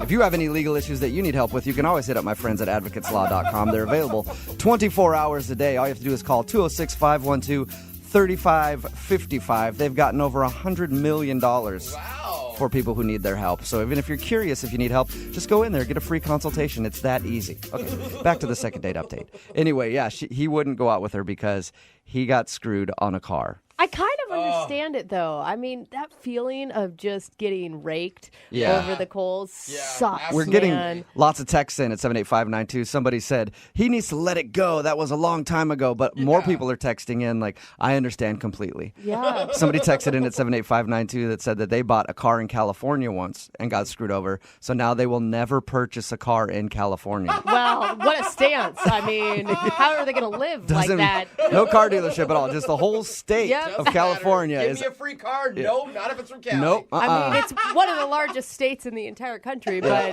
cool. It just sucks for her that she's getting screwed over by her dad. Well, her dad's screwing everybody over. He screwed this guy over in a car, screwing her out of dates, and he doesn't even realize it. Yeah. Because the guy liked her. He's like, she's great. Everything about her is cool, except her dad is kind of an a-hole and owns a car dealership and screwed me over. She didn't seem that surprised by the information. No, she really She's didn't. like, well, I can get you in there and you can get a better deal. I'm like, I feel like you're part of this family business. Yeah. She definitely has a job at the dealership and sells cars too. Because she did say at the end of it, like, hey, let's just go down to the dealership so you can meet my dad again and he'll put you into a great new car. Yeah. Anyone that uses put you into a great new car is someone that's on the inside. Exactly. All right. Remember, if you want to do a second date update, all you have to do is email the show and we will call the person who didn't call you back. Phone for today's second date update has done something that I have never done. Something that I never want to do. She went on a date with an adult virgin Sounds terrible to me, but that's who she wants us to call today. Is a guy named Marcus, and apparently that's one of the issues that she thinks might have been kind of weird on her date is that the dude is an adult and he's a virgin, and I don't know. We'll get into it. But Tara, how you doing? Hi, guys. Hey. I can't believe we're already dubbing her date Marcus the adult virgin. It's what you have to do. It's what you have to do. First of all, how did you meet this dude? I met him on a dating site. Okay, I was going to say. What website was it? Adultvirgins.com. Yeah. Were you like trolling for virgins online? No, no, it was .com. Okay. All right. And what were you attracted to online about him? We had a lot in common, and he just seemed like, okay, I don't want to sound weird, but he seemed like genuine, kind of innocent in a way, and he seemed really sweet. Okay. So, and how long did you guys chat online before you decided to go out? It was like 4 or 5 days. Like, we had been, like, getting a really nice connection with each other, which I thought was really cool. Like, oh, this is a real guy. Like, I could have a real date with him. Is this the first time you've ever online dated? I've done, like, the cheapo, like, the app ones on your phone. The hookup A little ones. bit of Tinder, a little bit of Plenty of Fish, things like that. Yeah. Yeah. Those aren't where you find the prime grade A beef online. You know what I mean? Yeah. It wasn't like this freebie ones where they just wanted to hook up with you. It was like he seemed like he actually wanted to have a conversation. Of course not. Those ones probably scare him. He's a virgin. So what did you guys end up doing when you went out? We started off and went to a bar, really low-key. We just got some drinks. Did he seem nervous or, did he feel the stereotype, I guess, of a virgin? I mean, there was definitely, like, more of, like, a sweet quality to him than any other guy I had really gone out on a date with. Like, he wasn't pushy. He was a little flirty, but it was like, I don't know, I could feel very comfortable with him. So how was the actual date? Like when you guys were out having drinks, was everything cool? Yeah, it was cool. It was like having really nice conversations and drinking and finding out more about each other. I think it was a really good first date. And how did everything end with you guys? Did he seem like he enjoyed himself? Well, the date actually continued after we got drinks. Oh. Okay.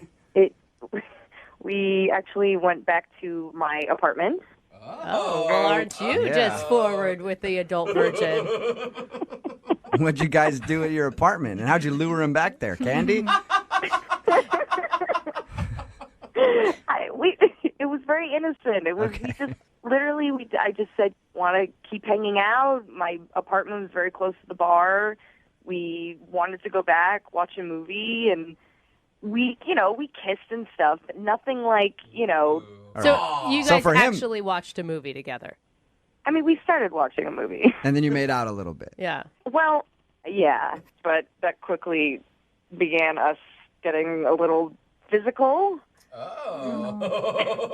How physical? For him, like holding hands? Or I mean, we didn't have sex, let's just say that. But we got to know each other. I was hoping you got to demolish his V card. On the first night? Yeah. He's like, F it. So you guys messed around a little bit. I mean, we fooled around and we had been drinking, so now I'm starting to think that maybe I pushed him a little bit or something, because I don't know, I kind of feel bad that maybe he didn't necessarily want to do that. Did he seem like he was bothered by it? I mean, everything you've told me just sounds like he was into it. I mean, he was into it while we were doing it, but it was kind of an abrupt end. He kind of was like, I got to go, I'll call you tomorrow, and kind of just left. Well, maybe he was just worried that like things were going to progress too quickly from that point. Yeah, but I don't know. I mean, it's been like 10 days now, and I haven't even heard from him, so yeah, maybe he's just frustrated with me because I was moving too quickly for him, and he already kind of, told me his deal, and maybe I kind of like stepped over. You know what? I never asked you this question, Tara. Are you a virgin? I am not a virgin. All right. Well, I just wanted to make sure. Like, we're making fun of this guy going like, oh, he's a but you could have been too. I had no idea. I mean, I don't want to just like label you as not a virgin if you are. She's an aggressive virgin. Yeah. So how many dudes? No, come on, Jubal. Not gonna get. All right, I don't need that information, I guess. What's the last thing that he said to you before he left? Literally the last thing he said was he would call me the next day. And he hasn't called you the next day. No. All right, I think that's a good sign that maybe he doesn't want to talk to you. All right, well, we'll play a song, come back, call him, and get your second date update, okay? All right, thank you guys. All right, hang on. Remember to stick around after we play the next part of today's second date update, because we're going to talk to Marcus and Tara again right afterwards. Apparently, they have an update on what's happened between them since we recorded this a few months ago. But first, let's hear part 2 of their second date update. Moving 92.5. Brooke and Jubal in the mornings. Second date update. If you're just tuning in for the second part of your second date update, it's sort of a role reversal today. Tara is on the phone, and she wants us to call this guy named Marcus. Tara thinks he might have been a little scared, and she might have been moving too fast for him because that dude is a virgin. Nothing wrong with that. Tara is definitely not a virgin, right, Tara? No, I'm not a virgin. But Tara feels like maybe when they were messing around after their date, they went back to her house. She feels like she might have been moving too fast for him because the dude is a virgin. Do you think he's going to be really upset that you've broadcast on the radio that he's a virgin? He didn't seem too embarrassed about him being a virgin, so I don't know. I think he'll be all right. I guess I never asked you how old he was. How old is he? He's 28. Okay. Yeah, if you've been a virgin at 28 years old, you're probably used to it by now. Yeah. It's voluntary, yeah. All right, I'm going to dial the phone number, see if we can get him on the phone and find out exactly why he's not calling you back, okay? All right, thanks, guys. Here we go.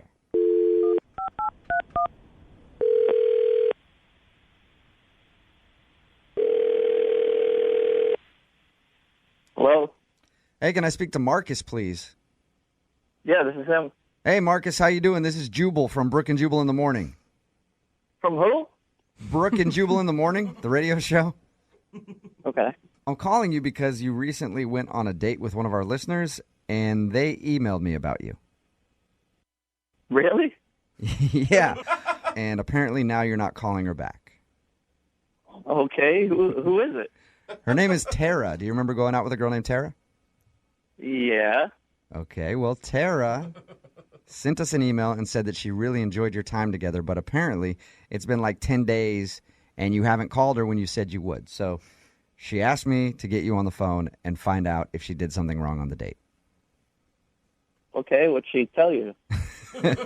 She said that you guys met online, went out for drinks, ended up back at her place, kind of, made out, messed around a little bit, and then at some point you just said that you need to slow down and then you left.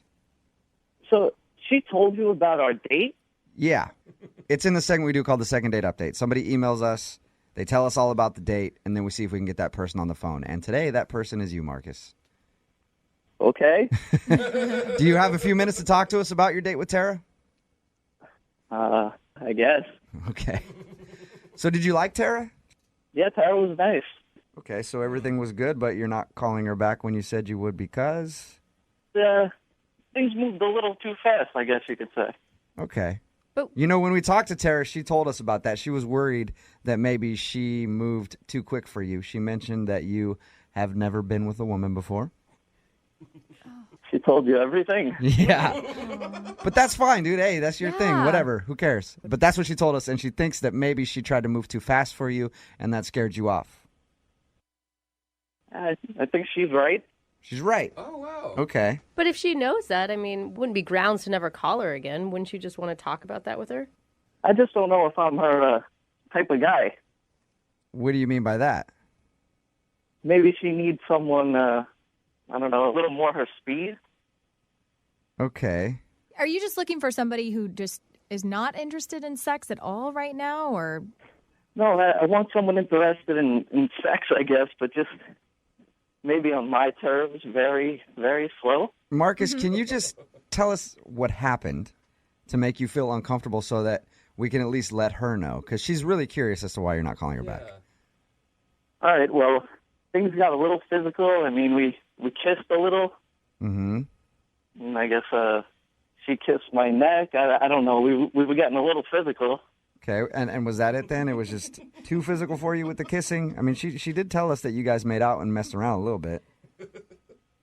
Yeah, and then she started to take my shirt off. Okay. Yeah.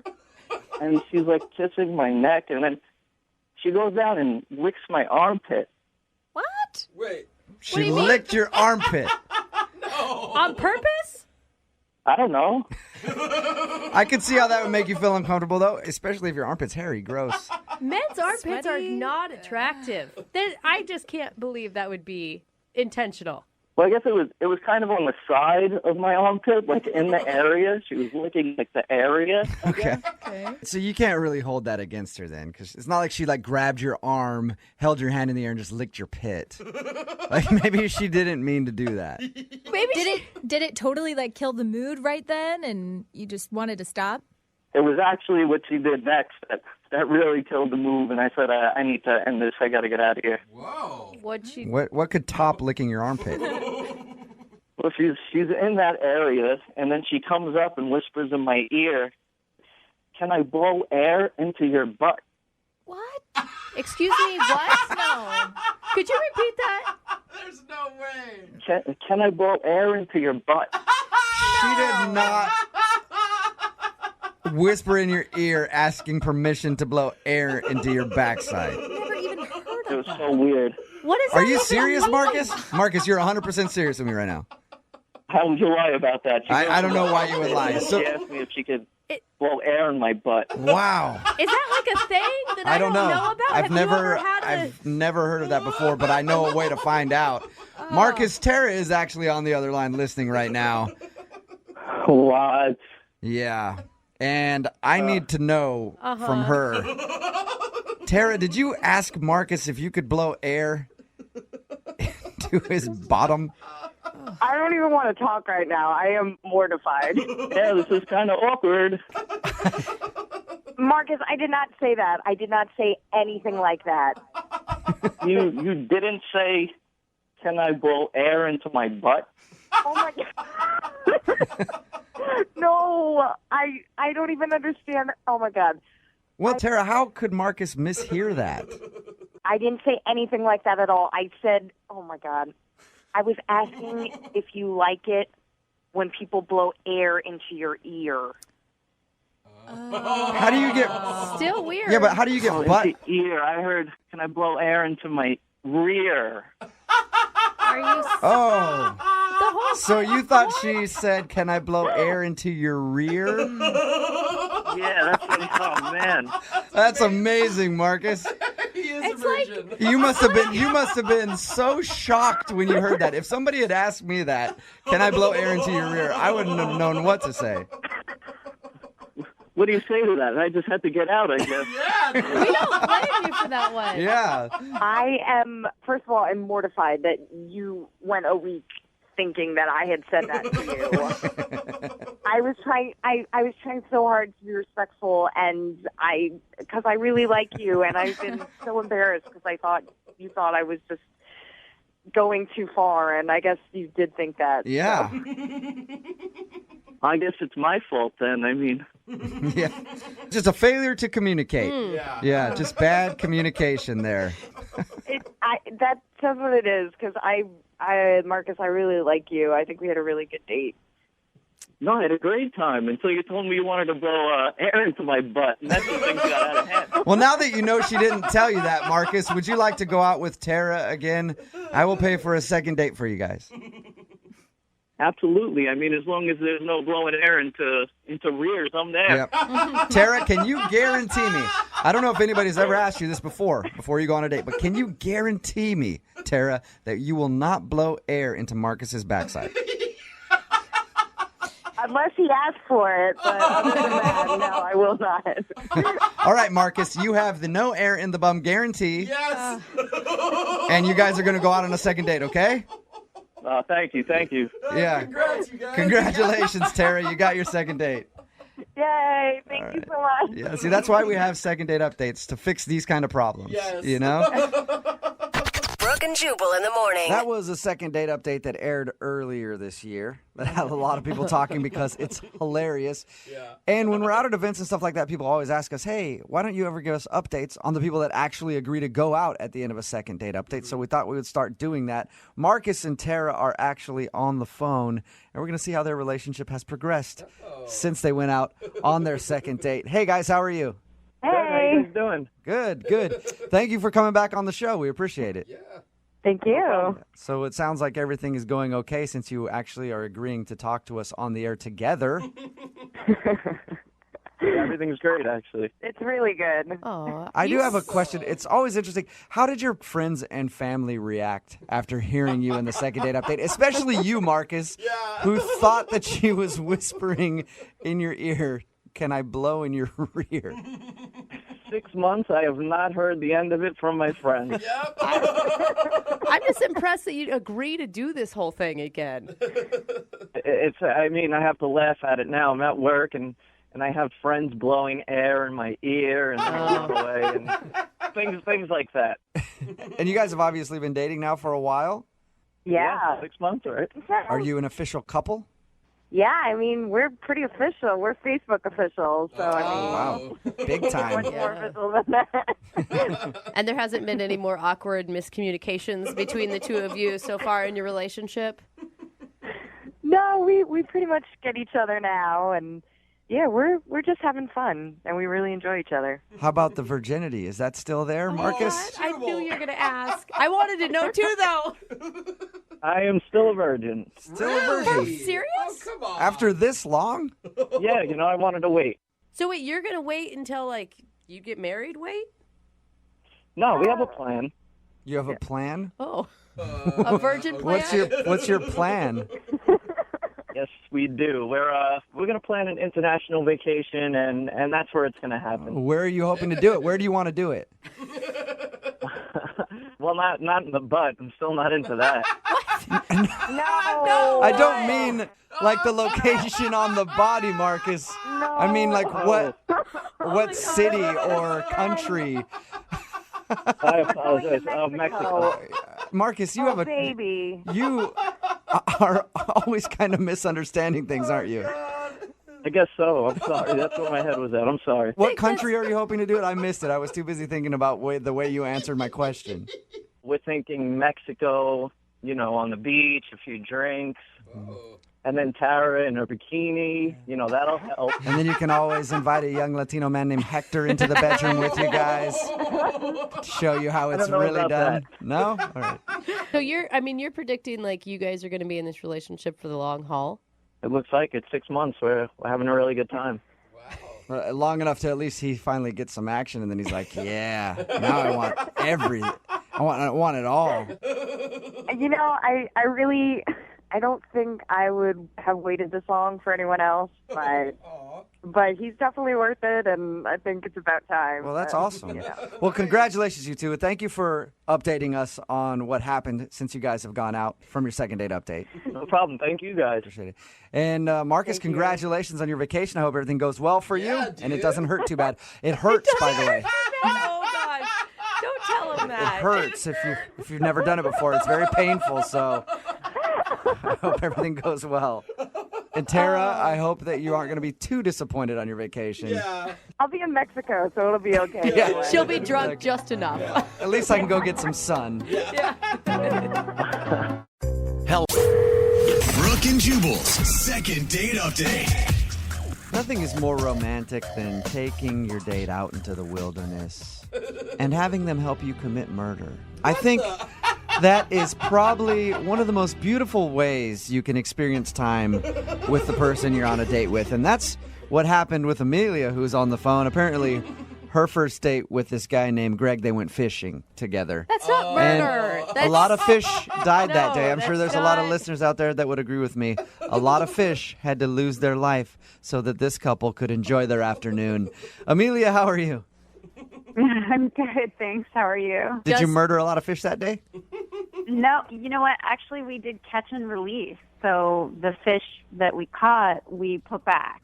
Oh, that's So you boring. actually just you mangled them is Yeah. what you did. Yes, we disfigured them for life. That's Yeah. All right, so your email said that this guy took you fishing. Was that fun? Are you a fisherman?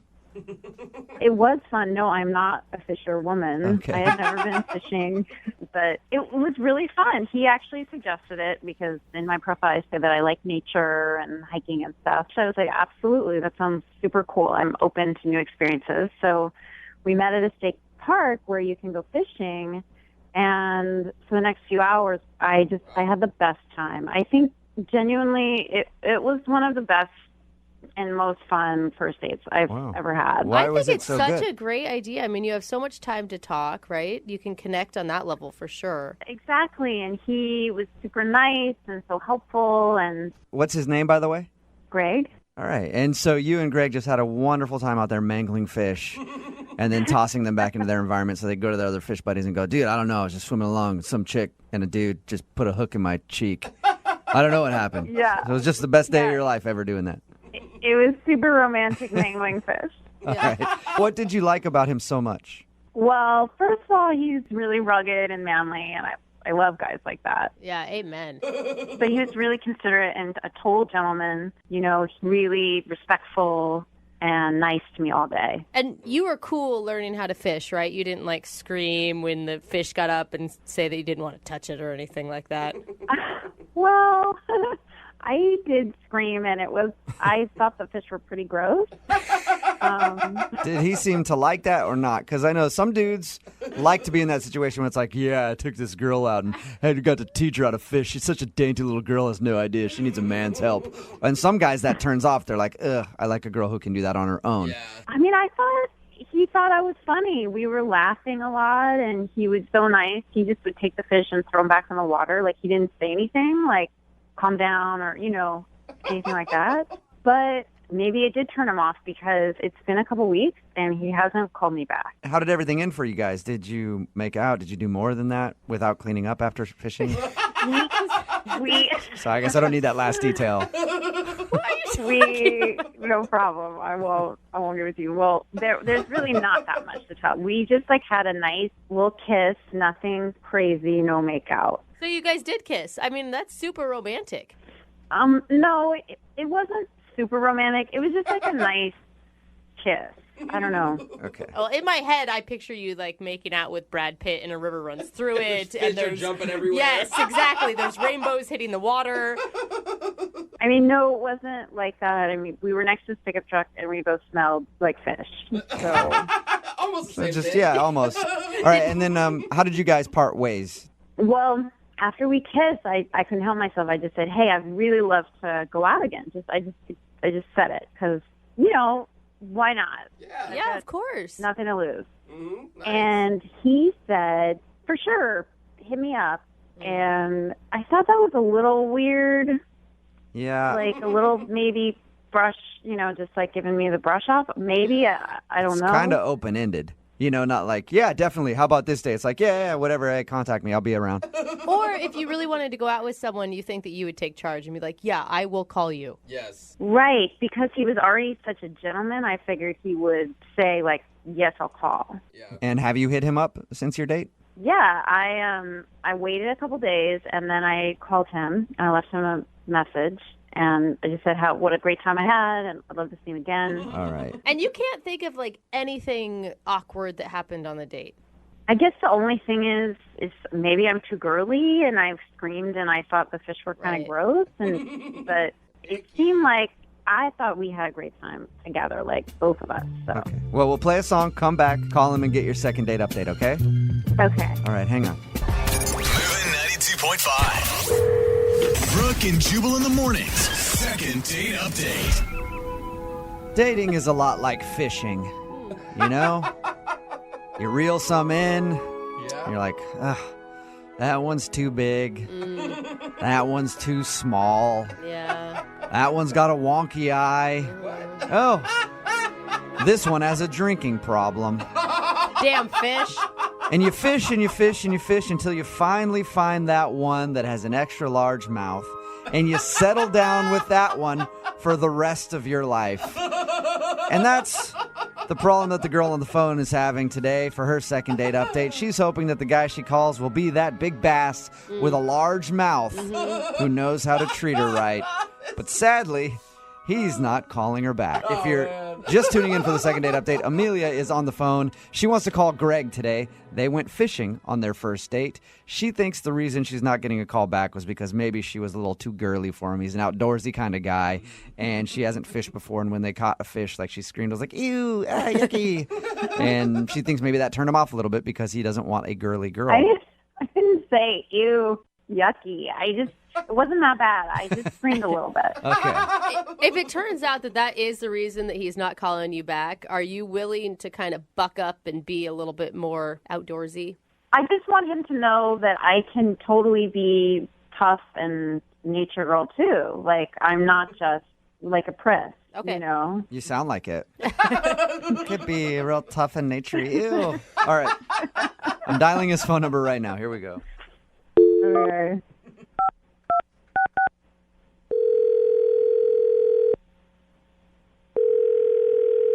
Hello. Hi, is Greg there? Yeah, this is Greg. Hey, Greg, how are you? My name is Jubal. I host a morning radio show called Brooke and Jubal in the Morning. Okay. How are you doing today? Okay. It's a segment we do on our show called The Second Date Update. It's where if you go out on a date with somebody and then end up blowing them off, they email us to ask if we can call you and find out why. So her name is Amelia. Oh, God. That is not the response that... Amelia Whoa. emailed us and asked if we could call you because she said that she enjoyed going fishing with you, but hasn't heard a word from you since. Who cares? Who cares? Well, we care, and Amelia obviously cares because she went through all the effort to try to get us to do this phone call. Look, that person is nobody I want to talk to or hang out with or talk about. Really? That is really extreme. What did she do that's so bad? I mean, we actually talked to her a little bit. She sounded perfectly nice. She sounded lovely, actually. Yeah. She sounded fun. Yeah, I really don't want to talk about it. I don't know. She knows what she did. She doesn't, though. That's the thing. Like, she thinks that everything was great on the date. Oh, really? She has got no idea what the problem could be. That's hilarious. Nope. She says you guys went fishing and had a good time, even kissed at the end of everything, and she thought she could hit you up to go out again, and now you're not responding to her, and obviously you don't like her one bit. Yeah, no, that's correct. I don't. And I caught a little bit more than a fish that day. What do you mean? We kissed. 2 days later, I wake up, bang, I got a cold sore. You think that she gave you... Yeah, she did. I'm not kissing anybody else except her. Oh, my God. Did she have a cold sore when you guys were out?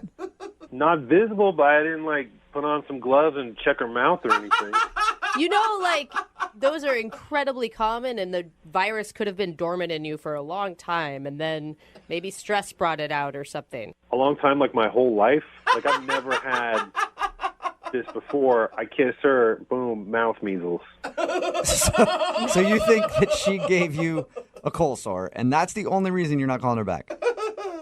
That's a pretty good reason. I mean, she gave me herpes. Isn't there other ways you can get that, though? Like sharing glasses or chapsticks or anything? It's common. I mean, I'm not a doctor, but I'm not sharing glasses or chapstick with anybody. Why didn't you hit her up and ask her if she has a cold sore? Well, she says, yes or no, it doesn't get my cold sore out of my face. Okay, so you have a cold sore, and that's it. What do you mean that's it? It's a f***ing cold sore. Okay, so obviously you never want to talk to her again then. No, absolutely not. That's unfortunate because she's actually on the phone listening to this conversation. What? Yep, she's right. Yeah, hi, Greg. Yeah. I did not give you a cold sore. All right, well, then who did? The fish? Yeah, maybe the fish, or maybe you kissed somebody and you forgot about it. I don't know. I never met you before. I must have a pretty exciting life if I'm kissing people and forgetting about it. Well, that's between you and you. And also, you should know that you can only get a cold sore if you can see a cold sore on somebody's face and then you kiss the cold sore. For someone who's never had a cold sore before, you sure are an expert. Oh my gosh. Oh my God. Oh my God, Greg. My friends are listening to this. You tricked me into this radio thing. I'm just telling the truth. I didn't give it to you. I've never had a cold sore in my life. This is not in any way going to affect your life or the length of your life. You realize that, Greg? I don't know that. No, you... I mean, who knows where things go? Like, all I know is I got a thing on my face. This lady, put that in quotes, this lady gave it to me. Oh my... Now she's like mad that I don't call her back. Why? Because she's got some more diseases she wants to pass on? You can't say stuff like that on the radio, Greg. First of all, it's not true, but if you say things like that, people I know are listening, they're going to think it's true, and it's just rude, and it's so totally inconsiderate. Well, look, whatever it takes to get you to go to a doctor and get checked out, because it sounds like that is what is needed here. This is so extreme. You know what? You know what, Greg? How about this? I will go with you to the clinic to get tested to prove to you that I do not have the herpes virus. Happy? Does that make you happy? No. Or do you How not does that make believe me in- happy? do you not I don't want believe to in hang out clinics? with you some more. Go to a clinic? That sucks. What if we do that for your second date? I Hey, think so. Greg, No. would you like to go with Amelia to the clinic? We can even do like a not free one, and I'll pay for it. Wow. You know what? I'm going to pass, but Amelia should definitely go on that date by herself. Come on, Greg. What, are you afraid? You afraid of being wrong? Go to the clinic with me. Get tested. What's the harm? You know you already have a cold sore, like the virus, but you don't know that I do. So... I'm just afraid what else we might find out. I mean, who knows? Maybe you got some kind of like weird mouth scabies or something, and that's lying dormant. I go to this clinic, I get re-diagnosed or something. You know what? How about this? Since Jubal was so nice and agreed to pay for the clinic, we should go. You should get tested. It'll be free. And then if I'm the person who has the virus that gave it to you, I will buy you lunch. What about that? You're going to buy me lunch. Yeah, I'll buy you lunch. If I'm the one who gave you a cold sore, the least I could do is buy you lunch. Not a date. Don't worry about that. But just to say I'm sorry. All right, but it's going to be like a steak place. Lobster lunch. Whatever you want. Fine, deal. All right. Well, look at that. It's a successful second date update. As long as Amelia tests positive for herpes on their date to the clinic, Greg gets a free lunch. Brooke and Jubal in the morning. Text in at 78592 that says somebody needs to school this idiot. And if there's one place that can school you on herpes, it's us. It's Brooke and Jubal in the morning. Talking about today's second date update, Amelia wanted to call this guy named Greg who wasn't calling her back after they went fishing together. We got him on the phone, and the reason he wasn't calling back, he swears that she gave him a cold sore. And he doesn't want any other diseases from her because she's clearly filthy. Yes. If she's got cold sores. But she didn't even have a cold sore on her mouth at all. Yeah. So like, he didn't want to go out with her from again anything. because he assumes that she gave him a cold sore. Oh my God, there's so much information about cold sores coming in on the text board I right know. now. I don't know now what's true and what's not true. It can be dormant for your whole life, and then stress makes it come out. be. Or- Well, most people have that virus in their body. Okay, I knew Jubal would help me out on And this one. sometimes your immune system goes down, you get tired, and you can get a cold sore. Okay, so it's like shingles Or or, gonorrhea. something. What? No. Wait, gonorrhea. Yeah. I don't know. Now I'm all confused. Syphilis? Remember, if you want a second date update, all you have to do is email the show, and we will call the person who didn't call you back. Thomas is on the phone with us right now for a second date update. He's not even really sure if he wants a second date with the girl that he went out with, but he does know one thing. If he can't get a second date, he wants some of his money back. What? Yeah. Thomas. Thomas, how you doing, man? I'm doing well. How you guys doing? Good. Pretty good. So your email said you went out on a date with a girl and you think she might have just like used you to eat at a really nice restaurant. Oh, yeah. This is the most expensive date I've ever been on. Really? And Okay. what made you want to spend all this money on this girl? How'd you meet her? What makes her so special? We met online, and we've been texting for the last, month. Okay. So I thought things were, pretty solid. And I don't know. It's, the best first date I've ever been on, honestly. Okay. And did you, before you guys went out, did you say, hey, we're both going to pay for the date? Yeah, we were going to split it up. So you knew that, okay. But you ended up Yeah. paying for everything. Yeah, I kind of like in the middle of dinner was like, I was like, this is going well enough. I want to lock down a second date. And she's like, yeah, totally. So then when the check came, I offered to pay for the whole thing. And she was like, I'll get you on the next one. Oh. How much was dinner, if you don't mind me asking? It was like $265. Oh, jeez. Okay. Yeah, that's fancy. I'll pay for this $260 dinner right now. You take me to Applebee's and drop 40. That's pretty fair. much what you did. Oh, God, I hope not. Who picked the restaurant in the first place? I mean, I chose it just because it is a nice place, and I figured it'd make a great impression. Look, I have trouble spending like over $50 on a date, and that's with my girlfriend who I've been with for over a year now. What makes you want to spend like over $300 on a girl on a first date? She's incredibly attractive, like very, very good looking. Probably the best looking girl I've ever taken on a first date. And so I was like, great. Like, I don't know. I thought that would like seal the deal. You do realize, though, when you ask a girl to a really expensive restaurant, usually it's kind of an unwritten rule that you're going to pay, right? Yeah. Yeah, I kind of knew that going in, but that's why in the middle of the first date, I wanted to lock down the second one. Like, I don't even care if like the second date is as expensive. I just wanted the second date. She was that good looking. But are you assuming that she would have paid for half if you hadn't offered? Oh, yeah, she totally would have. Like, she was reaching for a purse and everything. And I was like, no, I got this one. You get the next one. Okay. That's good. And how many times have you tried to get a hold of her since your date to set up your second encounter where she was supposed to pay? So I texted her that night just to, like, tell her I had a great time. She texted back one time. She said, I'm really busy. I'll call you back later. And then never called back. Like, there was no return phone call. All right. So an excuse, obviously. Yeah. Yeah. Called her, like, a day later, waited a couple days, texted again, like, left a message. I mean, at this point, I've called her now 3 times and gotten nothing. Okay. It's not good. So do you want another date with her? It's like, at this point, she's blowing me off so much. I don't want another date, but if I'm not going to get that second dinner, like she said, I'll get the second one. Like, I want that half of the bill that I paid to be paid for then. What? You actually want to call her and ask for your money back A refund. on your date? Yeah.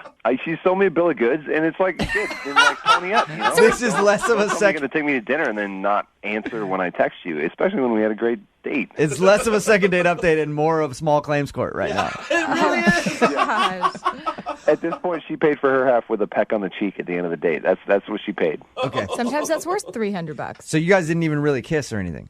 No. It was like, I was very nice at the end. It was just like a little kiss on the cheek, whatever. And I was like, okay, great. Like, I'll see you on the second date and hopefully get a little better kiss. That's got to upset you if you drop almost $300 on dinner and that's all you get. Yeah, come She's on. not obligated. Yeah, you are. Kind of now, yes. Yeah, over $75, you have to at least kiss. At least get to one base. Yeah. Oh. Gotta $300. have a good story out of it or something. Yeah, seriously. $300, I think you better get pregnant. But all right, man. Well, we'll play a song, come back, call her, see if we can get her on the phone and get your money back or a date or something. Great. All right, hold on. Moving 92.5. Brooke and Jubal in the mornings. Second date update. I think more second date updates should be like this. Oh, yeah? Why? I think more dates in general should be like this. What do you mean? If you go out with someone and you spend too much on dinner and then you think about it later and go, I wish I wouldn't have dropped so much money, you should be able to get at least half of your money back if you don't see that person again. There's no return policy on dating. Well, I think that's the problem right there, Lydia. There needs to be one. Thomas is on the phone with us right now. He went out with a girl named Laura, met her online. They had a perfectly fine time on the date. The issue that he's having, though, is he ended up spending like $300 on dinner. Yeah. When the check came, he said, hey, I'll pay for this, because she was reaching for her wallet. I'll pay for it as long as you get the next date. She agreed, and now she's not calling him back. So he's kind of over it. At this point, I just want the money back. The second date, it's not as important. Just give me the cash. Okay. All right. You did say it was the most amazing date up until this whole money thing. It was a very good date. and she's really hot. Very good date. She's really hot. Kind of a user, though, because she didn't pay for the... Oh, come on. He offered to pay. The only reason I offered to pay was because she really genuinely seemed interested in the second date. Like, and now I feel just a little betrayed. Like, I feel like this kind of thing happens a little too often. Like, oh yeah, second date for sure, and then nothing. Yeah, and I think you're taking a stand right now for everybody who's ever had to pay for a meal and then hasn't gotten one bought for them in return. Yeah. All right, I'm going to dial the phone number, see if we can get her on the phone, and get your second date update, okay? Awesome. All right, hold on.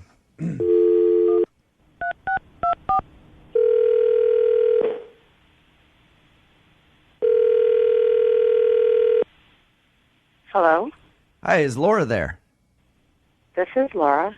Laura, how are you? This is Jubal from Brooke and Jubal in the morning. Hello. What's going on? Nothing. Do you know why I'm calling you? I have no idea why you're calling me or how you know who I am. I'll explain. I'm calling you because we recently got an email from a listener who went out on a date with you. Okay.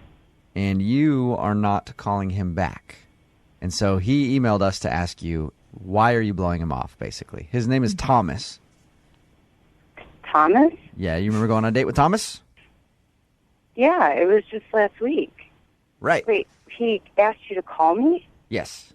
He said that he's texted you once since your date. You said that you were really busy, and then he hasn't been able to get a hold of you. And at this point, he feels like you've blown him off, and he wants to know if he did something wrong. That's what he said to you? I told him that I would call him back. Right, but he said you never called him back. Is there a reason? Yeah, there's a reason. Ever since I went on the date with him, like, my life's been pretty crazy. Okay. So you're just busy. Yeah, I've been nonstop busy since the date. I haven't had time to call him back. So you're not lying. You've been legitimately busy. Yeah, my grandma's in the hospital. She was admitted to the hospital the day after our date. Oh, I've been in the hospital with her the entire week. My whole family has. So Thomas probably jumped the gun then by emailing a radio show to call you.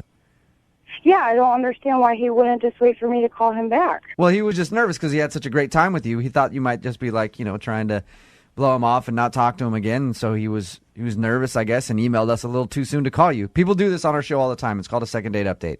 I don't know if you've heard it or not. No, I mean, it's nice that he's that interested, but it's like, I don't understand why he had to get, like, somebody else involved. It's just, it works. Hey, it works for a lot of people. So that's probably why. So you would actually go out with him again? Well, yeah, I mean, I thought we were going to be going out again. It hasn't changed. I just have been busy. Oh, okay. Well, that's good news. But there is one other thing he wanted us to call you about. Okay. And that's the fact that he feels like you owe him some money. Oh no, dude. Wait, what? Oh, Jubal. Hold on, wait. Can she hear me? Can she hear me? Laura, can... I owe him money? For what? No. You don't owe me money. Can she hear me? Yes, she can. Thomas? Yeah, but you don't owe me money. I didn't realize that your grandma... No, Thomas. You don't owe me money. What do I owe you money for? Nothing. You don't owe me money. I was concerned that you were blowing me off, but my God, I did not know. You were on the phone this whole time? Yeah, I didn't know if you could hear me. I'm so sorry. I did not know that your grandma was in the hospital. Yeah, Laura, that's how the second date updates work. We call with the other person on the line, and then they hear the reason why they're not getting a call back. Now Thomas knows that you actually wanted to go on a second date with him, and you have a legitimate excuse for not calling him back, but you do still owe the guy some money. No, you don't. I'm so sorry. I didn't know that your grandmother was in the hospital. I'm so sorry. It doesn't matter. What does that have anything to do with money? It doesn't. I just told him that you, at the end of our, when I was going to pay, and you said that you get the second date. And I said, well, I want to go on a second date. And then they were like, oh, well, if it doesn't happen, then you should get your money back. Okay, come on. We didn't say that. You said you wanted your money back. No. Be honest, Thomas. Are you saying that you want me to pay for half of the date? Is that what you're saying? I told them that, joking around, I said, if she doesn't go out with me again, I should just get my... Thomas, come on. No. No, he was...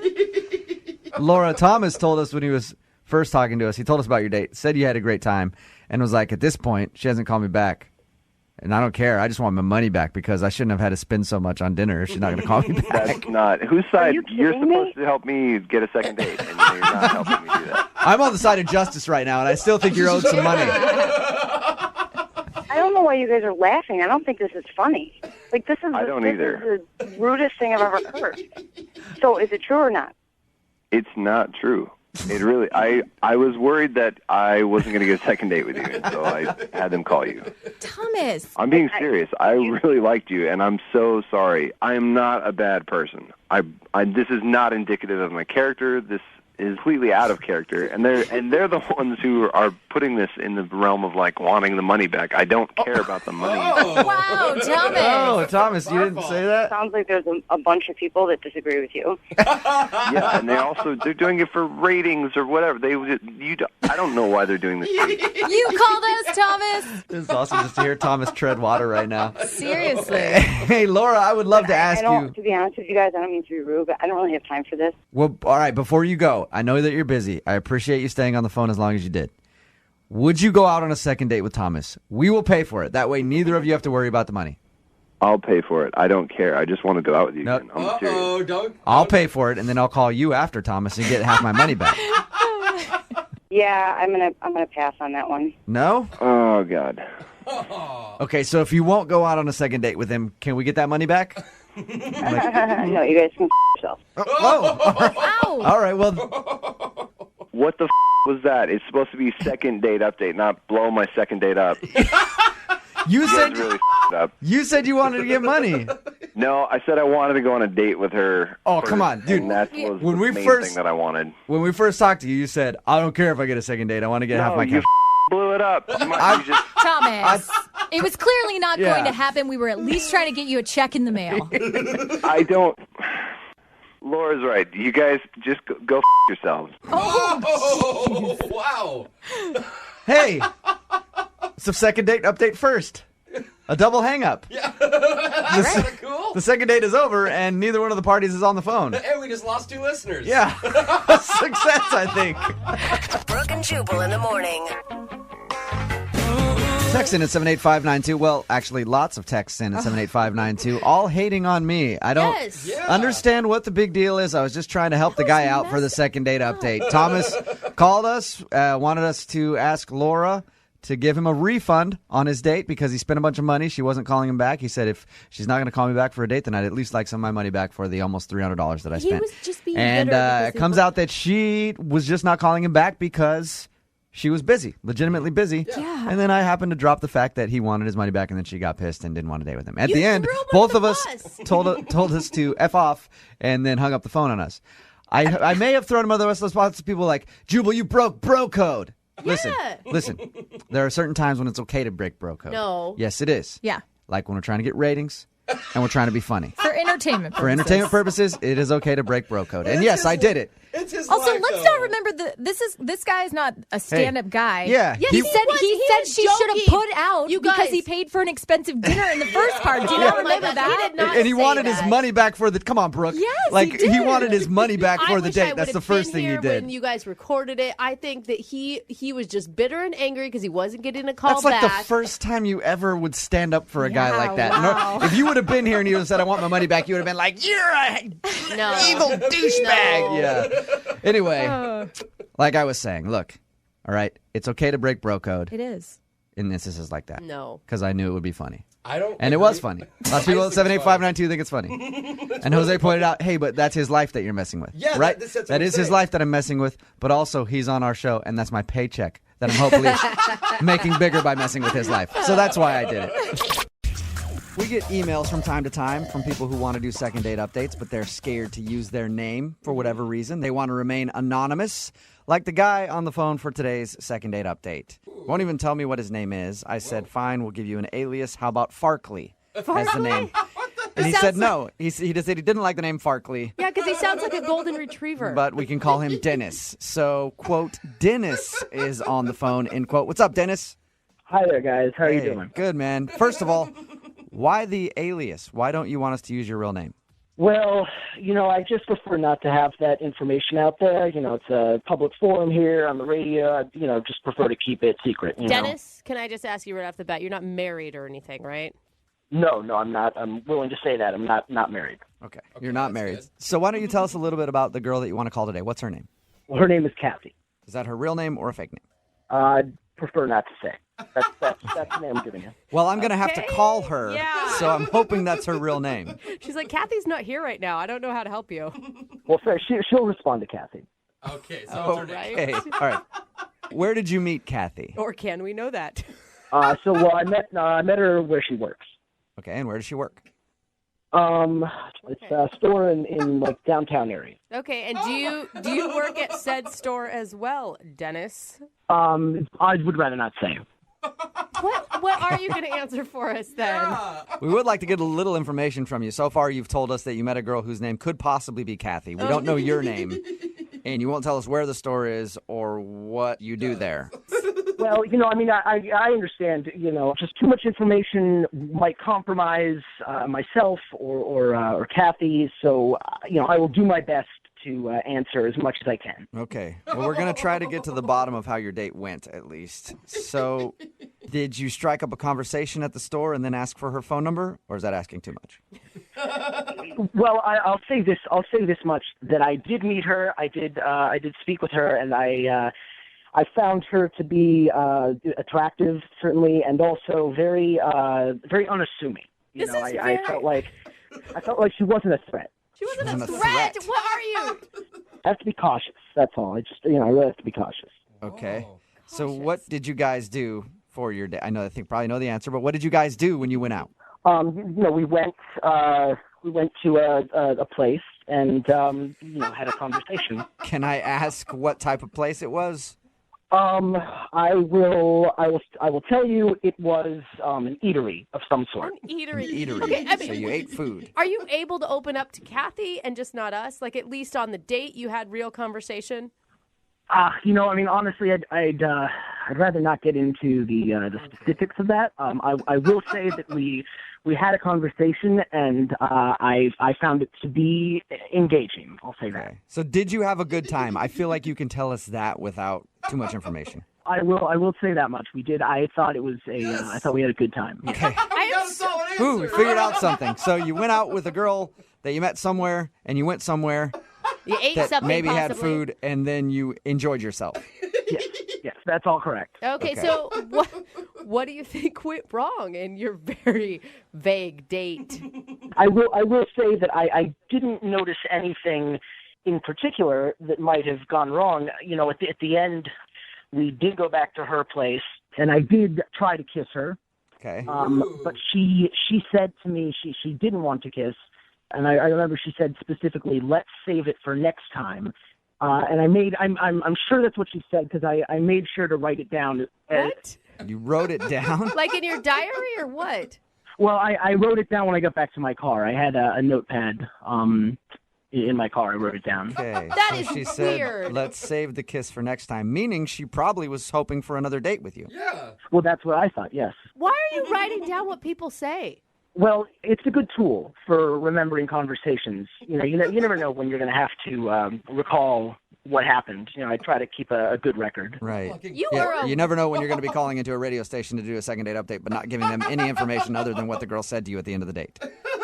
I'm sorry, guys. I know it sounds ridiculous that I can't say very much, but look, I listen to you guys faithfully every day. I know you guys are very funny and find you very helpful. And, I was hoping, granted, I know I'm cautious, but I'm hoping you can help because, honestly, you're basically the only ones that we can trust. We meaning That is... like the royal we, like you are calling yourself we, or you and her? Yeah, I'd rather not get into that, but Of course you rather wouldn't. But I will say that you guys have no motivation to put us in harm's way. So that's, I feel I feel like I can trust you. Not at all. I want to get you a second date. I'm just hoping this works out because I have no information. Dennis, are you concerned at all? Because you've heard these second date updates that when we call the other person, Kathy could tell us all sorts of things about you. Well, I don't think that's possible. She doesn't know enough about me to compromise me in any significant way. And frankly, I mean, I'm also very concerned about her safety. Whoa. You're concerned about her safety? Yes, well, I've tried to contact her since our date each day, and she hasn't responded, so I'm growing, concerned. Okay. What do you don't think that maybe she just didn't want to go out with you again? Based on what I wrote down, let's save it for next time. I'm doubtful. Okay. Wait, what could be the worst case scenario here? Like she's kidnapped? Well, I'd rather not go into the specifics of that, but I'll just say it could be bad, and I'm hoping that you will be able to get her on the phone. Okay. Well, we'll play a song, come back, and then we'll call her and get your second date update, okay? All right, thank you. Okay, don't go anywhere. Okay. Moving 92.5. Brooke and Jubal in the mornings. Second date update. If you missed the first part of today's second date update, it's one that's shrouded in mystery. Dennis is on the phone. That's not even his real name. He asked to go by a different name because he doesn't want his real identity out there. He didn't really tell us much about how he met the girl that he wants to call or about the date at all. He didn't really tell us much of anything other than he had a good time and he dropped her off at the end of the night, tried to get a kiss, and she said, what did she say, Dennis? What were her words? She said, let's save it for next time. Let's save it for next time, which means that she was probably planning on another date, but now she hasn't called him back, and he's wondering why. And we're going to get her on the phone, and hopefully maybe she'll give us a little more information about your date. Let's hope. Dennis? Well, we'll see. I mean, there's really not that much more that she could tell you than what I've already revealed. Okay, cool. So just no details at all. You tell stories like I do. No wonder my friends don't like hearing stories from me. It's like, how was your day? Yeah, it was all right. Not much happened. That's it. Okay, well, I'm going to dial her number and see if we can get her on the phone and find out what happened, okay? Okay, thanks very much, guys. I really appreciate this, and I hope you're able to get her. Yeah, let's see. All right, I'm going to dial her number right now.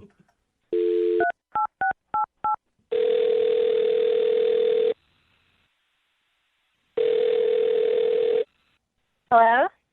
Hi, may I speak to Kathy, please? This is she. Oh, that is your name. Cool. What's up, Kathy? How are you? My name is Jubal from Brooke and Jubal in the morning. Oh, I'm good. I'm sorry, who is this? This is Jubal from Brooke and Jubal in the morning. It's a radio show. Oh, sorry. Can I help you with something? Yeah, you can. We actually got an email about you from one of our listeners. And this is going to be hard for me to tell you who it is because I don't really know much about him or what you guys did together. But apparently you went on a date with somebody who listens to our show. Okay. And now you're not calling them back for another date. Okay. Who was it? Well, he wouldn't tell us his real name, but he's going by the name of Dennis. So did you go out on a date recently with like more than one person? Well, I mean, you don't have any other information than that? I just know his name is Dennis. That's what he'll let us call him. He said that he met you downtown and that you guys went to eat. Somewhere. And that he tried to kiss you at the end of the date. The only details that I have is that he tried to kiss you at the end of the date and you said to him, let's save that for next time. Okay. All right. So you're talking about I knew you would give too much information right off the top. Yeah, I mean, I don't know anybody named Dennis, but I do know somebody that sounds familiar to what you're saying. That Really? The guy told me his name was not Dennis. Oh my God. He was so frustrating to talk to. He wouldn't give us any information and acted like everything was some secret about his life. Right, yeah, exactly. So, yeah, it could be Dennis. It could be anything. I have absolutely no idea. I mean, I don't really know the guy that well, and I didn't really know him much better after the date. So I have no idea. Okay. Can you tell us a little bit about your date? Because he didn't give us any details. Oh, yeah, I mean, I guess I can. It's one of the weirdest dates, if not the weirdest date I've ever been on. So, okay. Really? So we were going to go out to eat, and he came and picked me up, and he seemed really normal, like just talking to him, except for like these weird little things that would happen. Like when we actually got to the restaurant, he asked the hostess if we could sit at a table in the back of the restaurant, like, further back from everything else. Okay. And he asked for that, like, really specifically with the hostess. Weird. And I'm, like, thinking to myself, this guy has got to be married or have a girlfriend or something because he's being so secretive about it, right? I mean, okay, so he's a little picky about where he wants to sit in the restaurant. That's not like the worst thing in the world, is it? Oh, my God, I didn't even tell you guys the best part. There's more to it than that? Yes. So we're sitting at the table, and he looks at me seriously, and he says, would you mind if we go secure? What? And I'm like, yeah, exactly. What does that mean? Yeah. What do you mean secure? And he takes out this, like, magnetic-looking thing. It looks like a pen. And he asked me if he could wipe my cell phone.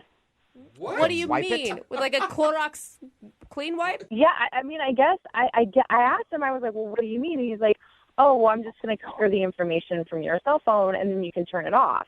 I was like, I can just turn it off. No, you can't wipe my cell. Yeah, I need the information on my cell phone. Yeah, exactly. So, I asked him, I was like, what's your deal? Are you married? Do you have a girlfriend? Is there some reason that you're being so secretive about this? And he started laughing really loud, like uncomfortably loud in the restaurant. And people were staring at us. And he's like, no, of course not. It's just the line of work that I'm in. What? And I was like, well, what kind of work do you do? What line of work are you in?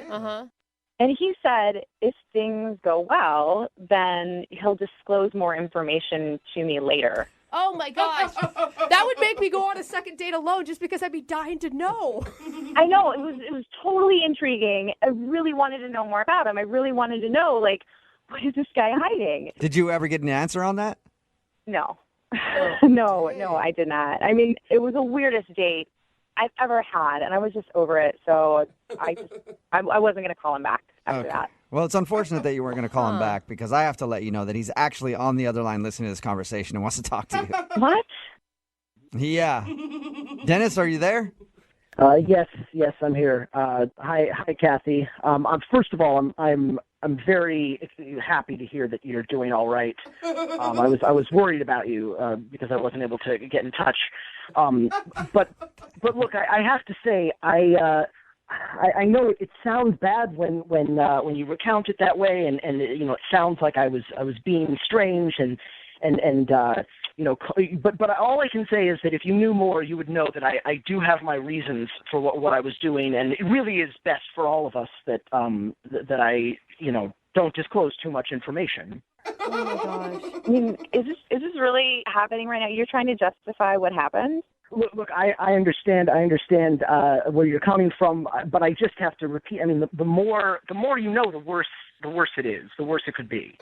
What? So then, why would she want to date you if the more she knows? Look, I will say this: I did really like you, and I wonder, if I tell you a little bit more, would you consider going on a second date?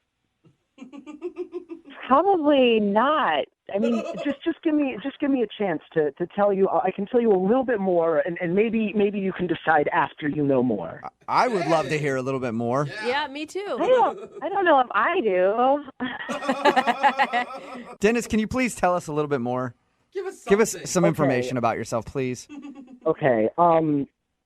So Kathy, I mean, look, I really shouldn't be. I mean, look, so there are certain government agencies that are involved in covert operations. Oh my God, are you a spy or something? Well, okay, I will say this. No, I am not currently involved in any of those government agencies. I'm not currently involved, but I'm very passionate about that line of work, and I would like to be a part of it someday. What? Oh God! So wait, what? You want to be a spy? I will say I would like to be a part of these elite government agencies. Okay, that's not the way you do it by pretending like you're a spy right now. You like, I don't know, join the armed forces and go through training and maybe go to college. Why do I have a feeling he's living in his mom's basement? Yeah, he's like some internet hacker. I've done a lot of research, and it involves a good deal of self-control and a certain style of living, and I'm just sort of preparing myself for that now to make sure that I'm ready. So weird. Dennis, have you had any interviews with any of these government agencies that you're hoping to one day be a part of? I really can't. I can't reveal that. I mean, yes, you can actually, Dennis. You can reveal all of it because nobody cares if you reveal that information, not even the government. Well, I mean, you can think what you want on that matter, but that's why I'm in training for this, and you're not. All right. Well, Dennis, I'm going to ask the question to Kathy to see if she'll give me an answer. Kathy, would you be interested in going out with Dennis again, a second date with a spy in training? Maybe you can learn a little bit more about him. We'll pay for a second date. No, that's okay. I think so. But think about how you could brag to your friends about how you're dating a pretend spy. Yeah, I hear you guys laughing, and I understand. You might not understand what I'm dealing with, but I am confident that someday I'm going to have the job that I want. And Kathy, I'm glad to hear that you're okay, first of all. But I also, I'm disappointed that you don't want to do another date, but that it is part of the life that I've accepted. Part of the job. What you sign up for when your name is maybe Dennis and you're taking girls out on dates. It's not very easy, is it? It's true. It is a hard life, but I've chosen to accept it. Doesn't even get it. Brooke and Jubal in the morning.